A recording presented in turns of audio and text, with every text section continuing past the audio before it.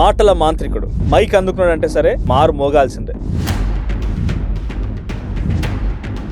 ఎమ్మెల్సీగా వచ్చిన తర్వాత కొంత వాయిస్ తగ్గిందనా? సిగ్గుండాలి చెప్పుకుంటానికి. 10 సంవత్సరాల పీక లేనోడు 10 రోజుల్లో వీకరంటే నమ్ముతాడు ఎవరన్నా? కేకుడు మాటలు వీటితోని ఏమవుతుంది? విపక్షంలో ఉన్నటువంటి బాధ్యత ఈజీ అనిపించిందా? అధికార పక్షంకి వచ్చినాక ఈజీ అనిపించిందా? సుదీర్ఘకాల ఉద్యమ చరిత్ర, రాజకీయ చరిత్ర అంతా ప్రతిపక్షంతోనే ఉంది. కానీ ఆ రోజు వాయిస్గా ఉన్న అద్దంకి దయాకర్ ఈ రోజు ఆ వాయిస్ అవుతున్నాడా అధికారంలో? అంటే ఇప్పుడు ఆ వరద నీరు పట్టుకొచ్చింది కేసీఆర్ కదా మన వెనక్కి? వరద నీళ్ళు నది తెస్తుంది కానీ కేసీఆర్ ఎట్లా తెస్తాడు? కాళేశ్వరం పోయింది కిందికి అయితే భలే ఉన్నాడు. ఈ 3 ఏళ్లలో వాళ్ళు కట్టిరు, ఒక మరమ్మతులు చేయడానికి 2.5 ఏళ్ళు అవుతున్నది. మరమ్మతులు చేసినా లాభం లేదు. కానీ పబ్లిక్ విశ్వసించాలి కదా ఈ మాటని. పబ్లిక్ విశ్వసిస్తుండ్రు కాబట్టి కామ్గున్నారు. నన్ను కోసిన పైసలు లేవు, ఢిల్లీకి పోయి పోగానే చెప్పులు కూడా దాచుకుంటున్నారు, చెప్పులు ఎత్తుకపోతే ఇలాంటి పదాలన్నీ కూడా సిల్లీ అనిపించవా? అంటే ఆ స్థాయిలో ఉన్న వ్యక్తి కదా. పిచ్చియోళ్ళని ఎర్రగడ్డ కేసులని వచ్చి మాట్లాడుతున్నాయని చెప్పిండు ఆయన. మాట్లాడుతున్నారు ఎర్రగడ్డ కేసులో. తెలియకుంటే మరి ఎర్రగడ్డ కేసులు కాక ఏమైతే పిచ్చోళ్ళు కాకపోతే ఏమవుతుంది? ఎక్స్పర్ట్స్ కంటే ఇంజనీర్ల కంటే నువ్వు పెద్ద పొడింగా.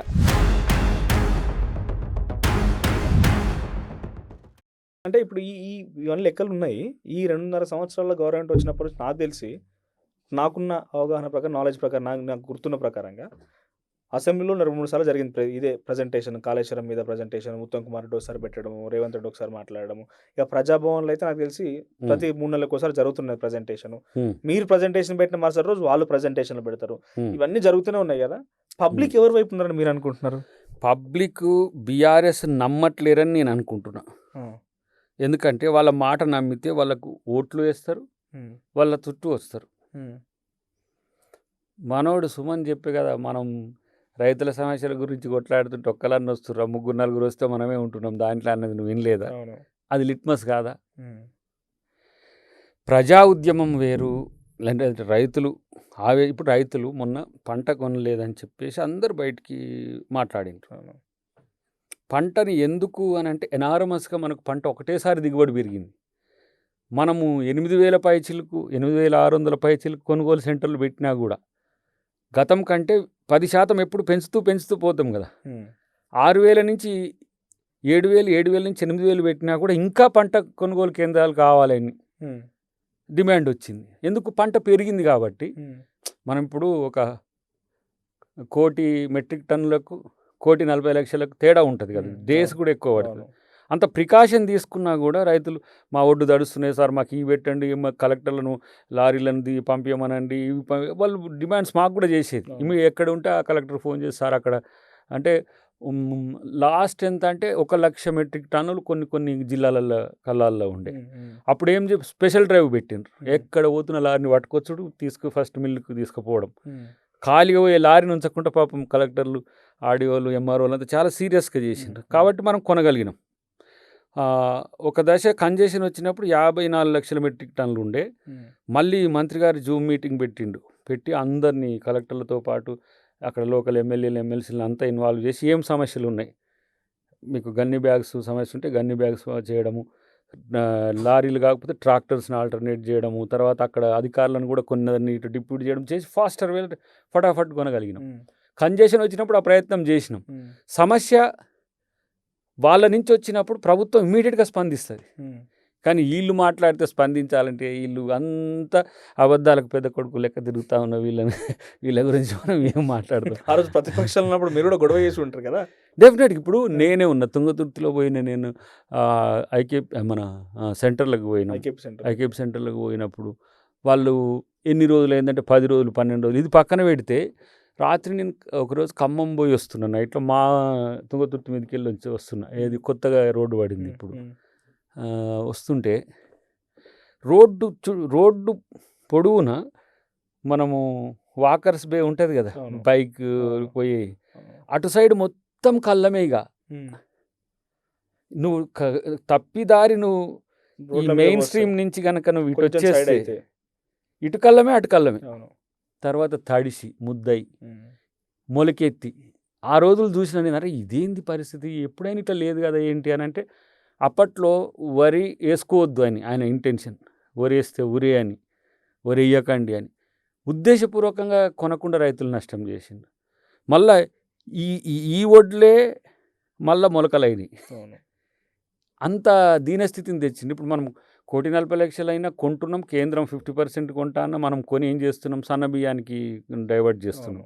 వాళ్ళకి 500 బోనస్ ఇచ్చైనా సరే ఎక్కువ పండించి ప్రతి వాళ్ళకి ఇప్పుడు ఏ దేశంలో ఏ రాష్ట్రంలో సన్న బియ్యం లేదు. వస్తుందా అందరికి సరైన సమయంలో? ఇప్పుడు కొన్నిటికి పెంచమంటుండ్రు 10-12 రకాలు బోనస్ ఇచ్చే ఆ బోనస్ ఇస్తున్నారు. కానీ ఇప్పుడు మనము స్వర్ణ యాసంగిలో రాలేదు బోనస్ అని అంటున్నారు.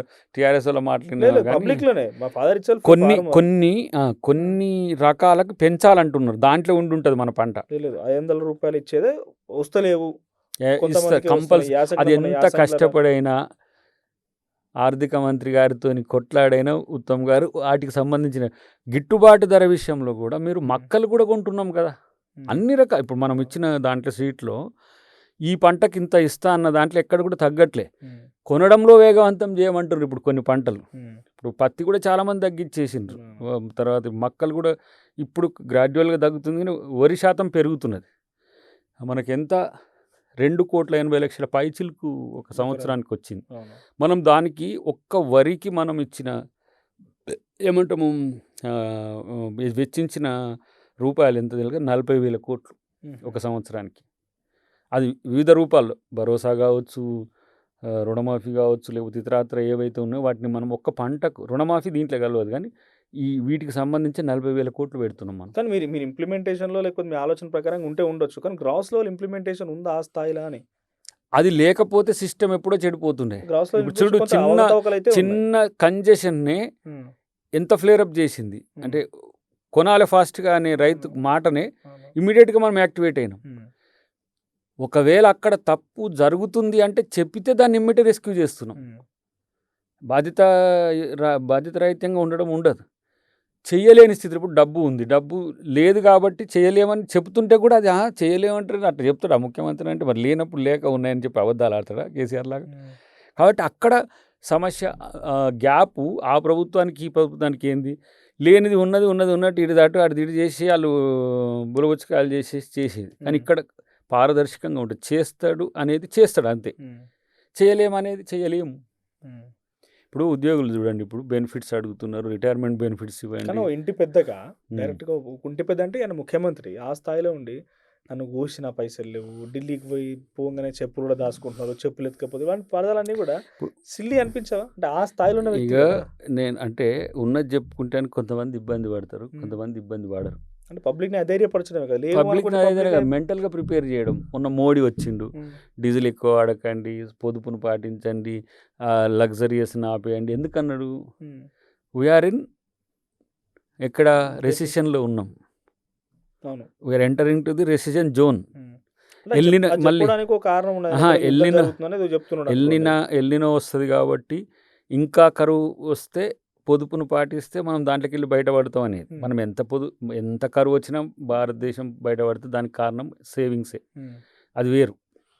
ఇక్కడ చూడండి, నేను ఎప్పుడు మనం మీడియాలో ఉంటాం కాబట్టి చెప్పాలని భట్టి గారు ఏ ఎకనామిక్ మీటింగ్ ఉన్నా లేకపోతే ఏ బడ్జెటరీ మీటింగ్ ఉన్నా మమ్మల్ని అడిషనల్గా పెడుతుంటాడు కొంతమందిని మీడియాలో. ఇప్పుడు 8 లక్షల కోట్లకు పర్ యానం 76,000 crores మనం పే చేస్తున్నాం. ఓన్లీ ఇంట్రెస్ట్ అండ్ అసలుతో పాటు వడ్డీ కట్టాలి కదా. ఈఎంఐలు కార్పొరేషన్లకేమో ఈఎంఐలు ఉంటాయి, కొన్ని ఏమో దీర్ఘకాలిక రుణాలకు అసలు ఇప్పుడు కట్టాం, 10 సంవత్సరాల నుంచి కట్టడం, 5 సంవత్సరాలు ఒక మారిటోరియం ఉంటుంది, అక్కడి నుంచి కట్టాల్సి వస్తుంది.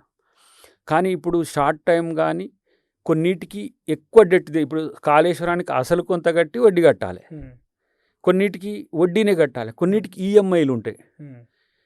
అట్లా కట్టేది పర్ యానం 76,000 crores. నీ బడ్జెట్ ఎంత? 3 లక్షలు ప్లస్ ఆర్ మైనస్ 3 లక్షల కోట్లు కదా. 3 లక్షల కోట్లలో నీకు రెవెన్యూ రిసీట్స్ 2,24,000 ఈ సంవత్సరం, అంటే పోయిన ఆర్థిక సంవత్సరం. ఈసారి మనం ఎక్స్పెక్ట్ చేస్తున్నాం ఇంకొక 10,000 కోట్లు పెరుగుతాయని. 2,30,000 కోట్లలో 76,000 కోట్లు పోతున్నాయి. అంటే నీకు ఎంత పర్సెంటేజ్ ఆఫ్ వడ్డీ అప్పు పోతుందంటే చూడు, దాదాపు 33% మనం ఓన్లీ డెట్కి కడుతున్నాం. 76,000 కోట్లలో మనం ఇటు వచ్చాయి, మనం ఇచ్చిన ఫ్రీబీస్ కానీ పథకాలకు 54,000 crores వాటికి పెట్టేది. ప్రజలకు మనం నేరుగా ఇచ్చేయాలి 54,000 కోట్లు. అప్పు తెచ్చినాం సంపద సృష్టించలేనా అంటాడు. సంపద సృష్టించినావు, కాళేశ్వరం లాంటివి సృష్టించినావు, ఇప్పుడు మంచి మంచి బిల్డింగ్లు సృష్టించినావు, ప్రగతి భవన్, ఇప్పుడు మనం ఈ పర్ క్యాపిటా అవసరం ఇన్కమ్ లో నెంబర్ 1 తెలంగాణ ఇప్పటికి రైతాంగం మనం నెంబర్. నెంబర్ వనే, ఇప్పుడు కూడా మనమే ఛాంపియనే. ఉమ్, దేశ దానికంటే మనదే ఎక్కువ ఉన్నది, ఇప్పుడు కూడా 4 లక్షలు దాటింది, అది వేరు. Per capita income in the sense people, అవును. Per capita in the sense state. ఇది ఎకనామిక్స్ తెలిసిన వాళ్ళకి అర్థమవుతుంది. ఇప్పుడు నా కాడ 4 లక్షల రూపాయలు ఉంటే మనోని కాడ 4 లక్షల రూపాయలు అంటే సగటున ఉన్నాయా? తీస్తారు కదా మనకు వచ్చే income బట్టే సగటులో మనం చేసే ఖర్చు సగటులో ఉంటది. హైదరాబాద్ ఎక్కువ ఉంటుంది, రంగారెడ్డి ఇంకెక్కువ ఉంటుంది, 12 లక్షలు. ఉహు, హైదరాబాద్ అవును, రంగారెడ్డిలో అవును. ఎవరు ఉంటారు? ఎంప్లాయీస్ ఉంటారు, కొంత ఆర్థిక వెసులుబాటు ఉన్న వాళ్ళు ఉంటారు. అవును, ఆదిలాబాద్ దేంది అవును. పక్కన పెట్టు. పర్ క్యాపిటా ఇన్కమ్ సంపద డివైడెడ్ బై ప్రజలు, ఒక్కళ్ళకు 10,000 కోట్లు ఉంటుంది. ఉమ్, ఆ 10 అంటే ఒక 500 మంది హైదరాబాద్లోనే బిలియనియర్స్, మల్టీ బిలియనియర్స్ ఉన్నారు ఇక్కడ. వాళ్ళని బేస్ చేసుకొని మనం గ్రామాన్ని, రూరల్ని స్టడీ చేయొద్దు. ఉమ్, ఇక్కడ పర్ క్యాపిటా ఇన్కమ్ కాకుండా పర్ క్యాపిటా డెట్ కూడా చూడాలి. ఉమ్, తెచ్చిన అప్పు అవును. 8 లక్షల కోట్లు డివైడెడ్ బై మళ్ళీ 3,50,000 వెయ్యి ఎంత వస్తుందో తెలుస్తుంది. డెట్ కూడా అట్లా అట్లనే సహజంగా ఉంటుంది. ఏ ప్రభుత్వాలను చేయాల్సింది, ఇప్పుడు భారతదేశం అప్పు చేస్తలేదా? చేయొద్దని ఎవడు అంటాడు? భారతదేశం చేస్తున్నది. అప్పు చేయొద్దని ఎవరు అన్నారు? అప్పులు చేసే కదా ఈ దేశాన్ని సాధింది ఆ. కాంగ్రెస్ పార్టీ అయినా, ఇందిరాగాంధీ అయినా. అవును. అప్పు కొప్పు దాటొద్దు, ఉమ్, ఒక శాస్త్రం ఊర్లలో చెప్తారు. ఇప్పుడు అంటే కూడా నిన్ను మనం- మించిన అప్పు అవును, ఇప్పుడు నువ్వు చేసిపోతివి, మంచం ఉన్నంతనే కాలు చాపుకోవాలని అంతే. అన్నట్టుగా. ఇప్పుడు నువ్వు చేసిపోతివి, ఉమ్, మేము దాన్ని రిడ్రెస్ చేయాలని. అయినా కూడా దేన్ని ఆపినామా? ఉమ్, దేన్ని ఇప్పుడు మనం చూడు, పిల్లలకు కానీ లేకపోతే స్కూల్స్కి కానీ లేకపోతే ఇతరత్ర మీరు చూస్తే కొన్ని ఎంత హ్యూమనిటేరియన్ ఉంటాయంటే, ఉమ్, బ్రేక్ఫాస్ట్ విత్ లంచ్ స్కూల్స్కి పెడుతున్నాం. 800 crores ఇప్పుడు మనం ఉమ్, ఈ వీళ్ళకు ఇస్కాన్ వాళ్ళకి ఇచ్చినాము, కొన్ని ఇట్లా కొన్నిటికి ఇచ్చినాము. 800 కోట్లు మార్నింగ్ బ్రేక్ఫాస్ట్, లంచ్. మధ్యాహ్నం లంచ్. రేపు బస్సు కూడా వచ్చే అవకాశం ఉంది. Government bus. స్కూల్ పిల్లలకి బస్సు వచ్చి వాళ్ళని ఉన్న తీసుకుపోయి స్కూలే తీసేస్తామన్నారు 22,000 స్కూళ్ళు. ముఖ్యమంత్రి ఇప్పుడు స్టేట్మెంట్ అది. దాన్ని ఏంది రిడ్రెస్ చేస్తుంటాం కదా. ఇప్పుడు తెలంగాణ పబ్లిక్ స్కూల్లో స్ట్రెంత్ ఎంత ఉంటుంది? మన ఊర్లో జెడ్పిహెచ్ స్కూల్ స్ట్రెంత్ ఉంటుంది. ఇప్పుడు నేను బోరబండలో ఒక స్కూల్ ఉంది, ఉమ్, అది 1000 మంది ఉంటారు. ఉమ్, ఇంకో స్కూల్ ఉంటుంది 200 మంది ఉంటారు. అవును. ఇంకో స్కూల్ ఉంటుంది 50. మనం ఏం చేసి టీపీఎస్ అని పెడితే, ఒక మండలానికి ఒకటి పెడితే 1000 మంది దాంట్లో ఆల్మోస్ట్ ఆల్ ఉండే అవకాశం, ఆ వెసులుబాటు విత్ రెసిడెన్స్. ఇంటిగ్రేటెడ్ స్కూల్స్ పెడుతున్నాం కదా, 2000 మంది. అంటే ఈ స్కూల్ ఎత్తేసి ఇంటిగ్రేటెడ్ స్కూల్ పెట్టడానికి ఫిక్స్ అయిపోయారు. అవే స్కూళ్ళలో రకాలు. ఇక్కడ అదే ఇబ్బంది పడుతున్నారు మనోళ్ళు అర్థం కాక. టీపీఎస్ వేరు, ఇంటర్నేషనల్ కాన్సెప్ట్తోని అది ఇంటిగ్రేటెడ్ స్కూల్స్. మళ్ళీ గురుకులాస్ ఉంటాయి, మళ్ళీ సెంట్రల్ గవర్నమెంట్ స్కూళ్ళు ఉంటాయి, జెడ్పీఎస్లు ఉంటాయి. ప్రభుత్వ స్కూల్ ZPHS 50 మంది 100 మందితో ఉన్న స్కూల్ అని తీసేయడం కాదు, అక్కడ కన్సాలిడేషన్. ఇప్పుడు ఉన్న స్కూళ్ళని పెడుతూనే కొన్నిటిని వాటిలో మర్జ్ చేయడం, కొన్నిటిని ఇప్పుడు టీపీఎస్కి 1000 మంది పెట్టాలి, మనం 6 రూట్లలో పెట్టినాం. 1000 మంది స్టూడెంట్స్ మనకు 6 రూట్ల నుంచే వస్తారా?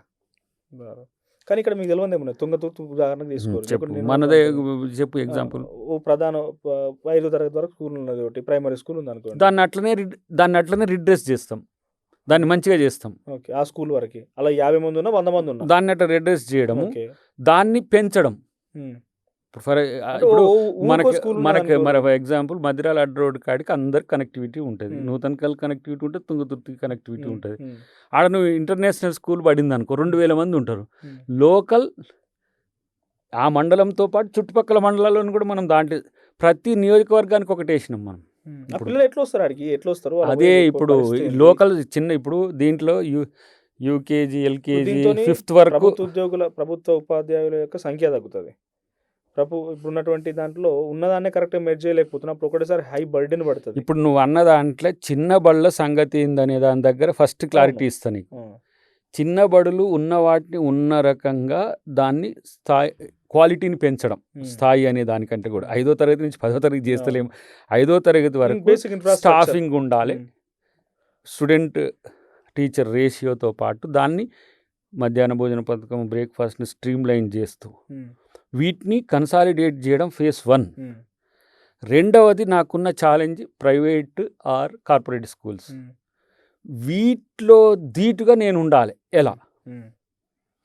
ఇప్పుడు వాళ్ళ పేర్లు వద్దు, ఆ సంస్థల్లో ఇచ్చేది ఏంటిది? ఫీజు తీసుకుంటారు, చదువు చెప్తారు. నేను ఫీజు తీసుకోవద్దు, చదువు చెప్పాలి, సుక్క పైసా ఖర్చు కావద్దు. సింగిల్ ఎన్పి లేకుండా నా స్టూడెంట్ బయటికి రావాలి. This is the idea of the CM. ఇది ఇప్పుడు కాదు, నేను ఎప్పుడు 2021 ఆయన పీసీసీ అయిన వెంటనే. ఇప్పుడున్న దాంట్లో స్కూల్స్ నాకు తెలిసి 20 కరెక్ట్ మీ ఫేవర్ 24,000 25,000 ఉన్నాయి. గతంలో 30,000 32,000 చాలా తగ్గించారు. కేసీఆర్ తగ్గించి 27,000 దాకా ఏమి వచ్చినట్టున్నాయి. 23,000 24,000 స్కూల్ ఉన్నాయి. ఈ ఉన్న స్కూల్ అని ఆర్గనైజ్ చేయడానికి చాలా కష్టాలు అవుతున్నది. ఇక్కడ చూడు, మక్తల్ స్కూల్లో అక్కడ నాకు తెలిసి ఒక 500-600 మంది విద్యార్థులు ఫస్ట్ ఉండేనంట. సంఖ్య తగ్గుతూ వచ్చి మొన్న ఫుడ్ పాయిజన్ అయినప్పుడు ఇన్సిడెంట్లో 350 మంది 400 మంది విద్యార్థులు ఉన్నారు. ఆర్గనైజ్ చేయడానికి మళ్ళీ గులాలు పడుతున్నారు. సరే ఒక టీచర్ 3-4 క్లాసులు చెప్తున్నారు. ఒకటేసారి ఆర్గనైజ్ చేసినాక ఎట్లా చేస్తారు? ఆర్గనైజింగ్ కష్టమే. ఇప్పుడు దీన్ని బ్రాడర్గా నువ్వు చూస్తే ఇప్పుడు అర్థమవుతుంది. మనం 27 లక్షల మంది పైచిలకు మనకు ప్రభుత్వ స్కూల్ పిల్లలు ఉన్నారు. ఒక 30 లక్షల వరకు మళ్ళీ ప్రైవేట్ వాళ్ళు కూడా ఉంటారు. అవును. ఇప్పుడు ప్రైవేటును టార్గెట్ చేస్తున్నా నేను, నాకు వాళ్ళకి పోటీ. ఇప్పుడు 16% మొన్న మనము బ్రేక్ఫాస్ట్ ఈ ట్రాన్స్పోర్టేషన్ మీద కాన్సన్ట్రేట్ చేసిన తర్వాత 16% మనకు చేరికలు పెరిగినాయి గవర్నమెంట్ స్కూళ్ళలో. నేను వాళ్ళని తగ్గియాలి, నా పోటీ వాళ్ళే. వాళ్ళని తగ్గియాలంటే ఏం చేయాలి? వాళ్ళకంటే బెటర్ నేను ఇక్కడ ఇవ్వాలి. ఇన్ఫ్రాస్ట్రక్చర్లో కానీ, స్టాఫింగ్లో కానీ, మీన్స్ టీచర్స్లో కానీ, స్టాఫ్లో కానీ, ఎమ్యూనిటీస్లో కానీ. ఇప్పుడు మనం మొన్న ఏం చేసినాం, అది స్కూల్ కిడ్స్ నుంచి మొదలుపెట్టి యూకేజీ ఎల్కేజీ నుంచి డిగ్రీ వరకు వాళ్ళకు యూనిఫామ్స్ ఇచ్చినాం, స్పోర్ట్స్ ఇచ్చినాం. తర్వాత వాళ్ళకి సంబంధించిన ఏవైతే పుస్తకాలకు సంబంధించి అంతా. ఇక కొంతమంది చదువుకోవాలన్నా కూడా తల్లిదండ్రుల ఆర్థిక పరిస్థితి నుంచి పుస్తకాలు కొనలేరు, మంచి డ్రెస్సులు ఉండరు. ఇట్లా అవి కూడా మనమే దాదాపు 1000 crores మనం దాన్ని పిల్లలకు అందించినాం. అంటే గా బడికి పోతే 5 లక్షలు అవుతున్నాయి, ఈ బడికి పోతే రూపాయి కావట్లేదు. ఎటు వస్తారు? బాగానే ఉంటుంది. అది అవుతుంది. ఇప్పుడు అది స్టార్ట్ అయింది కాబట్టి 16% హైక్ అయింది. 27+4 ఇది కార్యరూపం దాల్చాలంటే కొంచెం టైం టేకింగ్ ప్రాసెస్. ఎవరైనా కూడా టైం టేకింగ్ ప్రాసెస్ నడుస్తుంది. అది రకరకాల సమస్యలు ఉత్పన్నమవుతాయి. మీరు ఎడ్యుకేషన్ కమిషన్ వేసారు, దానికి ఆకునూరు మురళిని చైర్మన్ చేసారు. తర్వాత చాలామంది కాంగ్రెస్ పార్టీకి సంబంధించిన నాయకులు మెంబర్లుగా ఉన్నారు. నడిచింది. ఓ రిపోర్ట్ వచ్చింది, రిపోర్ట్ చేతికిచ్చారు. దానిలో ప్రధానంగా మీరు ఎన్నికల మేనిఫెస్టోలో బహుశా పెట్టుంటారు, దాన్ని నాకు గుర్తులేదంతా. కార్పొరేట్ ప్రైవేట్ విద్యా సంస్థల్లో ఫీజు నియంత్రణ చట్టాన్ని తీసుకొస్తామంటారు. ఒక చర్చ జరిగింది. ముఖ్యమంత్రి రేవంత్ రెడ్డి అయితే స్వయంగా చెప్పి పీసీసీ అధ్యక్షుడిగా ఉన్నప్పుడు ఆయన ముఖ్యమంత్రి 1-2 సార్లు మాట్లాడుకొచ్చినట్టు స్టార్టింగ్లో. ఓ ఎడ్యుకేషన్ కమిషన్ రిపోర్ట్ ఇచ్చినాక దాన్ని అమలు చేయడానికి ఎంత సమయం పడుతుంది? ఇది కొత్త, ఇన్ని కోట్లు ఖర్చు పెట్టి చేసేదానికంటే ఉన్నదానికి ఇట్లా చేయవచ్చు అనుకున్నప్పుడు ఎందుకు చేయలేకపోతున్నారు? ఇప్పుడు నేను దీంట్లో 2 పర్సెప్షన్స్ చెప్తాను మీకు. ఫీజు ఎక్కువ ఉండే స్కూళ్ళలో నా పిల్లనో చదివించుకోవాలనేటోళ్ళ శాతము కొంతమంది ఉంది. ఇప్పుడు ఇక్కడ ఉంటాయి కదా ఈ ఏరియాలో పెద్ద స్కూళ్ళ పేర్లు ఎందుకు కానీ, అబ్బా మీ వాడు ఆ స్కూల్లో చదువుతుండా అని చెప్పుకోవడానికి.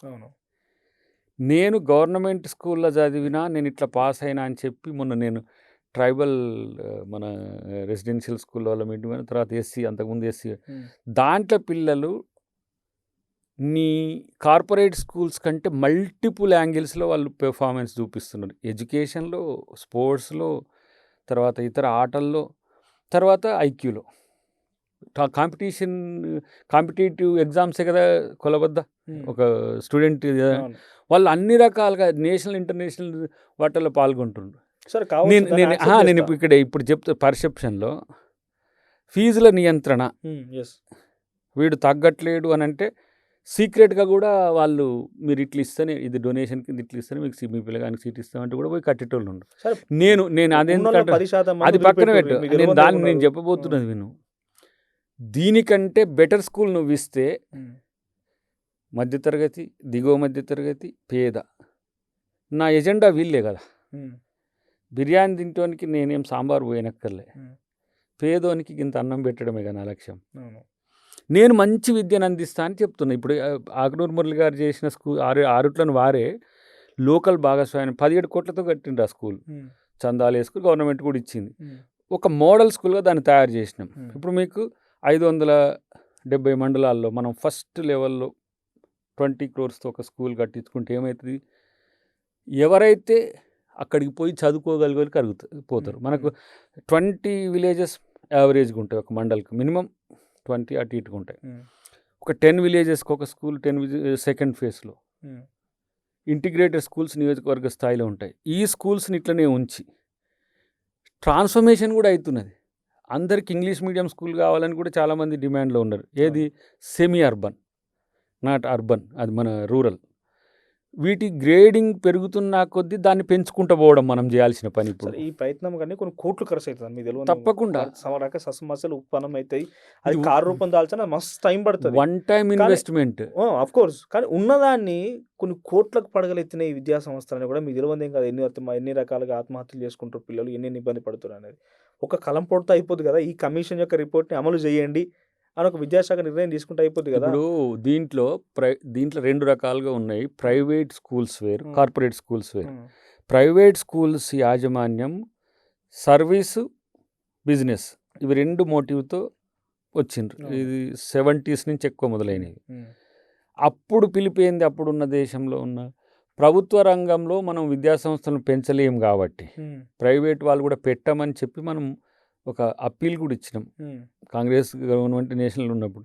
తర్వాత 1991 న్యూ ఎకనామిక్ రిఫార్మ్స్ తర్వాత ప్రైవేట్ను ప్రోత్సహించినాం. ఎందుకు? జనాభా పెరుగుతున్నది, చదువుకుంటే వాళ్ళ శాతం పెరుగుతుంది. హాస్పిటల్స్ అయినా స్కూల్స్ అయినా పబ్లిక్ ప్రైవేట్ భాగస్వామ్యం కొన్ని ఉంటే, అంటే ఎయిడెడ్ కొన్ని ఉంటే, ప్రైవేట్ వాటిని కూడా ప్రోత్సహించడం. ఎందుకు? మనకు విద్యార్థులకు చదువు కావాలి.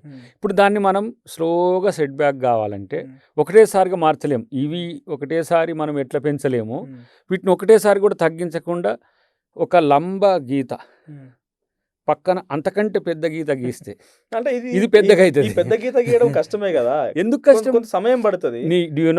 మనకు ఎడ్యుకేషన్ బడ్జెట్ గీయండి, కానీ దీన్ని చేసే అధికారం మనకు లేదా?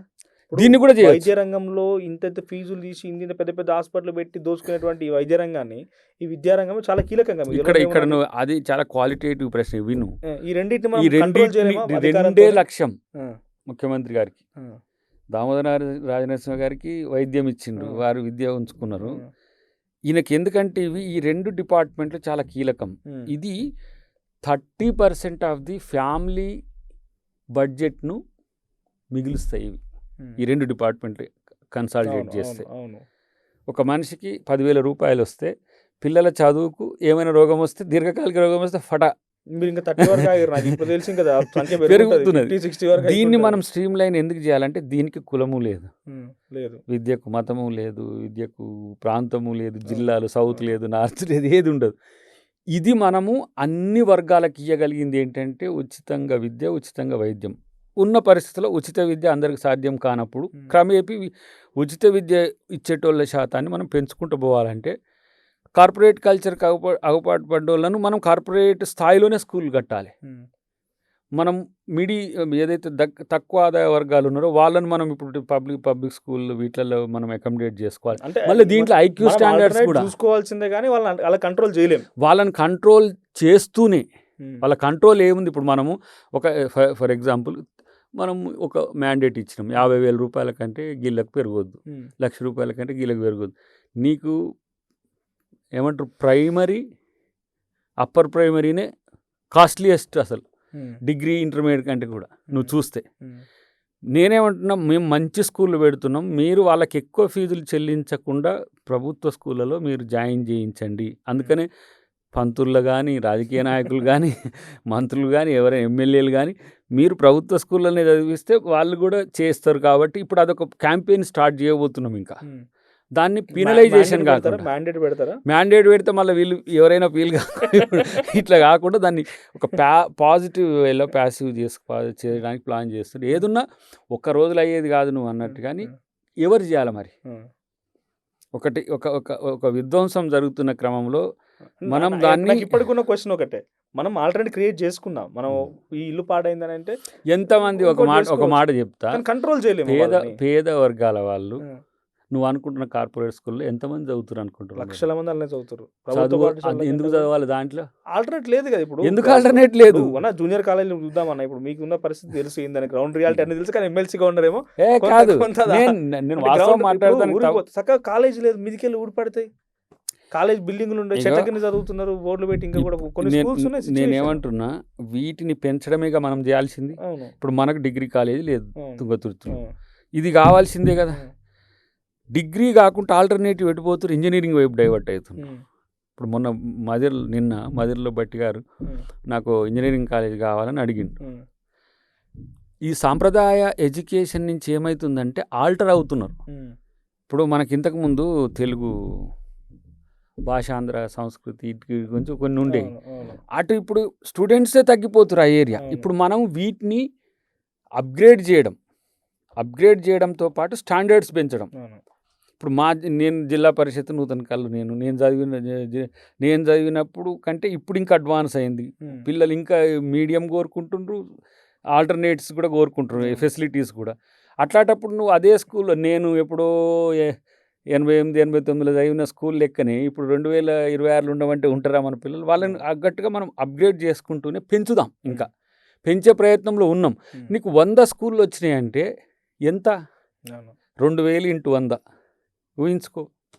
కాబట్టి ఆ స్థాయిలో మ్యాసివ్ ఎడ్యుకేషన్, క్వాలిటీ ఎడ్యుకేషన్ ఇప్పుడు అభివృద్ధి చెందిన దేశాల్లో ఏ మోడల్ ఉందో మాటలు చెప్పే చూస్తుంటే జరిగితే మంచిదే. అది ఇప్పుడు ఎన్ని రోజులు పడుతుంది? నియోజకవర్గంకి ఒక స్కూల్ అయితే ఇంటిగ్రేటెడ్ ఇచ్చినాం కదా, అది ఈ 2 సంవత్సరాల లోపే కంప్లీట్ అయితే. నియోజకవర్గం అంటే 7 మండలాలన్నా, 1,00,000 మంది జనాభా, 2000 పీపుల్. ఎక్కడి నుంచి? అంటే ప్రైమరీ నుంచి ఇంటర్మీడియట్ వరకు. ఇప్పుడు చూడు, నీకు ప్రతి దగ్గర ఒక్కొక్క స్కూల్ పడితే, ఒక్కొక్క స్కూల్ అట్లాంటిది పడితే, ఇంకో లేయర్లో మళ్ళొక 100 స్కూల్ వేసుకో. నేను అసలు నా ఉద్దేశం ఎట్లుండే చెప్పనా, ఒక బడ్జెట్లో స్కూల్స్ ప్రయారిటీ ఒక 20,000 కోట్లు పెట్టాలి. ఒక బడ్జెట్లో హాస్పిటల్స్ ఒక 20,000-30,000 కోట్లు కట్టాలి. అంటే ఇంతకుముందు మనం 20,000, ఇప్పుడు మనకు 2,20,000 కోట్లు వస్తే 30,000 కోట్లు వస్తే 20,000 కోట్లు స్కూళ్ళకే. ఇంకా అది 5 సంవత్సరాలు కంప్లీట్ అవుతాయి. ఇక వద్దన్నా అవుతాయి ఇక. అంటే ఇప్పుడు దీన్ని గ్రోత్ పోల్ థియరీ అని అంటారు. ఎట్లా ఎక్కడ బలహీనంగా ఉంటే అక్కడ ఎక్కువ డంప్ చేయడం మనీ. ఇప్పుడు ఏ రంగాలు బలపడాలనో వాటికి ఎక్కువ పెడితే, ఇప్పుడు ఇంతకుముందు మనకు అగ్రికల్చర్ బడ్జెట్ ఉంటుంది, తర్వాత రైల్వే బడ్జెట్ ఉంటుంది. ఎందుకు? స్పెసిఫిక్గా వాటిని ఎంపవర్ చేయడానికి.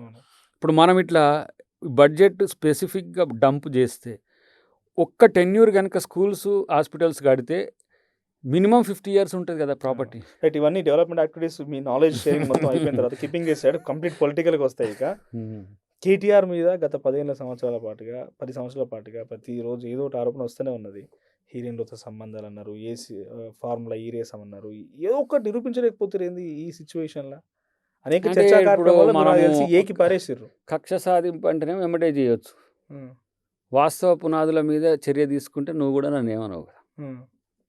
వాస్తవ పునాదుల మీద రిపోర్ట్స్ని బట్టి చేయాలి, అది వస్తాయి తొందరలో. అన్ని దారిలో ఉన్నట్టే లెక్క. ఒక్కొక్కటి నిజంగా వస్తున్నాయా? ఇప్పుడు అవుతుంది. ఇప్పుడు ఇవన్నిటి మీద ఎంక్వైరీ జరుగుతుంది. టచ్ చేస్తే మళ్ళీ ఆల్రెడీ ఎందుకు మన దగ్గర ఫార్ములా ఉన్న తెలుగు రాష్ట్రాలు నడుస్తుంది కదా, జైలుకి పోయి రాగానే ముఖ్యమంత్రి అవుతుంది. అట్లా జైలుకి పోతే మళ్ళీ ఆయనకి ఏమన్నా ప్లేస్ వస్తుంది? తప్పు చేస్తే బెయిల్ చేయాల్సిన అవసరం లేదు. అరెస్ట్ చేస్తే వాళ్ళు ఏమి అవుతారని చెప్పి మేము భయపడాల్సిన అవసరం లేదు. తప్పుకు శిక్షే పడుతుంది. కానీ ఆయన మీసాలు తిప్పి ఛాలెంజ్ చేస్తున్నారు కదా కేటీఆర్, మిమ్మల్ని దమ్ముంటే చేయండి అరెస్ట్ అని చెప్పి. మీసాలు తిప్పి చేస్తే ఛాలెంజ్ చేస్తున్న విధానం అదే కదా. మీసాలు లేవు కదా అని అంటున్నారు. అట్లా అంటే వాళ్ళ ఉద్దేశం అని చెప్తున్నా, వాళ్ళు ఛాలెంజ్ చేస్తున్నది. అయితే రండి అని చెప్పి సందర్భం వచ్చినప్పుడు అవుతుంది. సందర్భం ఉంటే అవుతుంది, వస్తే కూడా కాదు.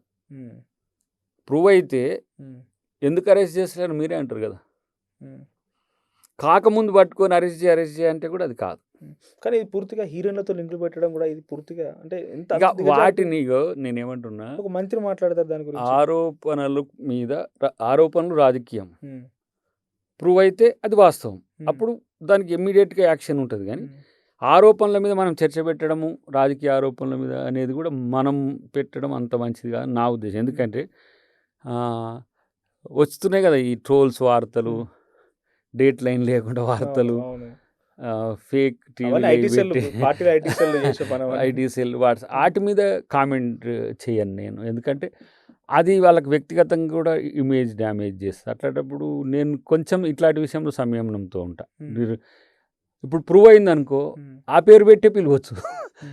కాబట్టి అది కానప్పుడు మనం వాటి మీద చర్చ పెట్టడం నాకు వ్యక్తిగతంగా కూడా నాకు అట్లా ఇష్టం ఉంది. అది ఉంది, అది అడ్రస్ అయింది కదా. ఫోన్ ట్యాపింగ్ కూడా నడుస్తుంది. తర్వాత ఈ అనేక రకాలుగా ఓటి ఓ అధికారం అట్లా అన్నారు ఇప్పుడు అని మొన్న ఏదో ఇంకేదో ఇది ఏదో ఇంకేదో ప్రదీప్ కన్స్ట్రక్షన్స్ గీడ ఎఫ్టీఎల్లో అవును ఇచ్చిండనే అవును ఫామ్ వాటి హౌస్లో మీద ముచ్చట ఎంక్వైరీ ఉంటుంది. అక్కడ తను నేరస్తునిగానో ముద్దాయినో తేలితే దాని మీద చర్యలు ఉంటాయి. కానీ మనం పేపర్లలో వచ్చే వాటి కూడా మాట్లాడవచ్చు. కానీ ఈ బయట ఈ ఐటీ సెల్ వదిలిపెట్టండి వాటి ఇవన్నీ మీరు మాట్లాడిన మీరు in the sense Congress party మాట్లాడిన మాటలు ఒక నేను ఆ సందర్భంలో మాట్లాడిన విషయాల్లో కొంత మాటలు సమయంతో ఉంటా. ఉమ్. రాజకీయ విమర్శ ఇప్పుడు సీరియస్గా జనవాడ ఫామ్ చేస్తా. హౌస్ అన్నారు ఫామ్ హౌస్ గురించి అది ముఖ్యమంత్రి గారు డ్రోన్ ఎదిరేసిరు అప్పుడు పీసీ ప్రెసిడెంట్ ఉన్నప్పుడు పోయింది ఇప్పుడు అది హైడ్రా వచ్చింది సున్నం చెరువులో కూలుతున్నాయి తర్వాత ఇంకా అంటే నేను అడుగుతున్న క్వశ్చన్ కూల్చమని కదా నా అది కూడా ఉద్దేశం అంటే ఎందుకు మనదేనట్టు కదా. అది అది ప్రదీప్ కన్స్ట్రక్షన్ ఏనట్టు జన్వాడది ఆయనదే క్విడ్ ప్రదీప్ కో అవును ప్రో అని. అది కూడా కేటీఆర్ అవి చెప్పారు మా నేను ఫ్రెండ్ నేను గారు ఆరోపణ ప్రెస్ మీట్లే పెడతాం అట్లాంటి. కానీ ఏమంటాము ఆధారాలు లేని ఆరోపణల విషయంలో కొంత నేను సంయమనంతో ఉంటా. నాకు సమాచారం ప్రభుత్వం ఇచ్చిన వాటి మీద నేను స్పందిస్తుంటా. ఎందుకంటే నేను ఏమంటాం మేము మీడియా విప్లవంత మీడియా సమావేశాలు అవును ఏర్పాటు చేస్తాం కాబట్టి ప్రభుత్వం ఇచ్చిందంటే ఆథెంటిక్ డేటా కానీ ఉంటుంది. పొలిటికల్ చెప్పండి మరి ఇప్పుడు పొలిటికల్ గా ఇవన్నీ చర్చ జరిగింది తెలుస్తాం వీళ్ళందరూ అంత చూస్తాం డెఫినెట్గా ఉంటుంది. ఎందుకు ఉండే లేకపోతే హరీష్ రావు ఒక ఫామ్ హౌస్ అన్నారు ఆ ఫామ్ హౌస్ లేదని ఆయన అంటాడు అది ఉన్నది అవన్నీ ప్రూవ్ అయినాయే. కానీ రేపు తెలుస్తుంది కదా. రేపటి రోజున ఇప్పుడు నీకు ఫామ్ హౌస్ ఉందనుకో ఉన్నదాన్ని లేదని నువ్వు చెప్పవు కదా. కానీ వాళ్ళు ఉన్నదాన్ని లేదు అని చెప్పినా కూడా రేపు తేలితే తెలుస్తుంది. కానీ దానికి నీకు ఫామ్ హౌస్ ఉండడం నేరమేం కాదు. కానీ నీకు ఉన్నదని చెప్పడం అంతే. ఇప్పుడు నీకు ఇల్లు మంచిది కట్టుకున్నావు అనుకో, ఇక్కడ ఎట్లా కట్టుకున్నావు, నీకు ఎక్కడి నుంచి ఆదాయం వచ్చిందని అంటారు రాజకీయ విమర్శలు. అవి కామన్. రాజకీయ విమర్శల వరకు చేసిరు జనవాడ ఫామ్ హౌస్ ఉన్నది అన్నారు. తర్వాత ఆయనకి ఏదో లింక్ హీరోయిన్తో లింక్ ఇవన్నీ అన్నారు రకరకాలుగా. గతంలో ప్రతిపక్షంలో ఉన్నప్పుడు కాంగ్రెస్ పార్టీగా కానీ కొన్ని సందర్భాల్లో ఈ విషయాలు మీరు మాట్లాడకపోయినా కొన్ని విషయాలు మీరు కూడా మాట్లాడే ఉంటారు. ఏది ఈ 2.5 సంవత్సరాలలో ఏది ముందు పడ్డది, ఏది ప్రూవ్ చేయగలిగారు పబ్లిక్ ప్లాట్ఫామ్లో ఏం పెట్టగలిగారు అధికారంలో వచ్చిన నేను తర్వాత? ఒక మాట చెప్తా. నేనన్నా ఎవరన్నా అన్నప్పుడు అది తప్పైనప్పుడు దాన్ని ఈజీగా ఎవరైనా దాన్ని ఏం చేస్తారు, ఖండిస్తారు. లేకపోతే దాని మీద షూ కూడా వేయచ్చు, డిఫమేషన్ కూడా వేస్తారు. అది వాళ్ళు చేసుకోవచ్చు. ఉన్న వాటి విషయంలో వాళ్ళు మౌనం అర్ధాంగీకారం అని ఎట్లా అంటారు అట్లా ఉంటుంది. నేనేమంటున్నా అంటే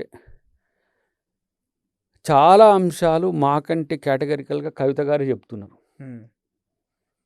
ఎవ్వరు కూడా వాళ్ళు స్పందిస్తలేరు. అంటే ఏమనుకోవాలి, చేసింది అనుకోవాలన్నా చేయలేదు అనుకోవాలి. ఏదన్నా ఇప్పుడు ఆమె చేసే ఆరోపణలు ఉన్నాయి కదా, వాళ్ళను ఇష్టం వచ్చినట్టు మాటలతో అంటనే ఉంది. కూడా మీరే అంటున్నారు అది ఉత్తముచ్చటి కాదు. అట్లా చెప్పేట వాళ్ళకి ఏంటంటే కాంగ్రెస్ వైపు వేస్తే మనం దీని నుంచి తప్పుకోవచ్చు అనే ఉద్దేశంతో. కానీ వేసే ప్రశ్నలు సూటిగా వేస్తున్నప్పుడు ఎవరైనా సరే వాళ్ళను నిలదీసే హక్కు కలిగి ఉంటావు కదా నువ్వు. నేనే అంట ఆర్టీవీలో పని చేసుకుంటా మనోడు మొత్తం దందా చేస్తుండు, 50 ఎకరాలు అక్కడ 100 ఎకరాలు ఇక్కడ అని చెప్పింది అనుకో. ఒకసారి చెప్తావు దయాకర్ అనేది మంచిది కాదు, నా క్యారెక్టర్ అసాసినేషన్ చెయ్యకని చెప్తావు. ఇంకోసారి ఏం చేస్తావు, ఇట్నే నా మీద బ్యాడ్ చేస్తున్నావు, డిఫమేషన్ చేస్తావు. అట్లా ఉంటుంది కదా. మరి ఎందుకు చెప్తలేరు? అంటే మీరు చేసిన ఆరోపణలు నిజంగా కాబట్టి వాళ్ళు సైలెంట్ ఉంటారు అంటారు. లేకపోతే ఎందుకు, అవసరం ఏమిటి? నేను మనోడు ఒకటి నాకు మంచిగా అనిపించింది ఏంటంటే డ్రగ్స్ తీసుకుంటున్నాను, నా మీద ప్రచారం చేస్తుండ్రు అని చెప్పేసి ఇట్లా నన్ను వైట్ ఛాలెంజ్ కానీ ఇట్లా అని పెడుతున్నారని మనోడు కోర్టుకు పోయిండు. అట్లా మీరు ఆయన మీద అట్లా అంటే బాగుండదని కోర్టు ఎవరన్నా అంటుర్రా? అనకూడదు కూడా కదా. అట్లా ఫామ్ హౌస్ మీద కూడా డ్రోన్ ఏదైతే పోయినట్టున్నాడు. రెండోది ఇప్పుడు ఏమంటాం దాన్ని, అనవసరమైన రాద్ధాంతం కాంగ్రెస్ పార్టీ కానీ కాంగ్రెస్ ప్రభుత్వం కానీ ముఖ్యమంత్రి గారు కానీ తీసుకోరు. పొలిటికల్ ఉంటే పొలిటిసైజ్ చేసి మాట్లాడతాడు, వాస్తవాన్ని కుండబద్దలు కొడతాడు. దాన్నే మేము తీసుకుంటాం. అదర్వైజ్ నేనేం రీసెర్చ్ చేసో నేనేమి ఇంకేదో చేస్తే ఏం కదా. ఎందుకంటే అక్కడ తెలుస్తున్నాయి, అధికారికంగా తెలిసే అంశాల మీద విమర్శ చేస్తాం. ఇప్పుడు మీ ఇంకా 2.5 ఏళ్ళ సమయమైనా వీళ్ళు గతంలో 1,00,000 కోట్లని మీరే అంటున్నారు, 1,00,000 కోట్ల అవినీతి జరిగింది, కాళేశ్వరం మీద దోచుకున్నారు, ఫార్ములా ఈ రేసు లేకపోతే ఏదో ఒక రకాలుగా ఫామ్ హౌస్లు. మనకున్న కన్స్ట్రెంట్స్ ప్రకారం 2.5 yearsలో ఏ ఒక్క చర్యను ఉంటుందా?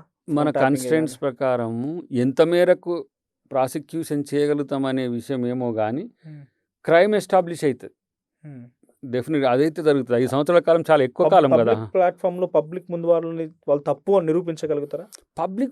పబ్లిక్ ఏజెన్సీస్ ఉన్నాయి కదా, పబ్లిక్ ప్లాట్ఫామ్ కాదు కదా. ఫర్ ఎగ్జాంపుల్ ఏసీబీ ఏసీబీ అనేది ఏంటిది ఒక ఏజెన్సీ, అవును సిట్ ఒక ఏజెన్సీ, అవును. గవర్నమెంట్ ఏజెన్సీ అది. అవును. దట్ ఈస్ పబ్లిక్ మనీతో ఏర్పాటు చేసినవి అవి. అదే అంటే అవి వాళ్ళ చెప్పిన ఆరోపణల్ని నిరూపించగలుగుతారా? ఇది ఇంకో పబ్లిక్ చూపెట్టాలి కదా. డెఫినెట్గా వీళ్ళు తప్పు వీళ్ళు జరిగితే ఈ తప్పు చేసి తప్పు దొంగలు అని. జరిగితే 2.5 years కదా దేనికైనా ఒక ఎంక్వైరీ టైం, ఒక ఉమ్, కేసు టైం కూడా ఉమ్, ఎంత ఉంటుంది? 2.5 3 years, ఉమ్. కొన్ని 6 నెలల నుంచి 1 year 2 years లో చేస్తారు.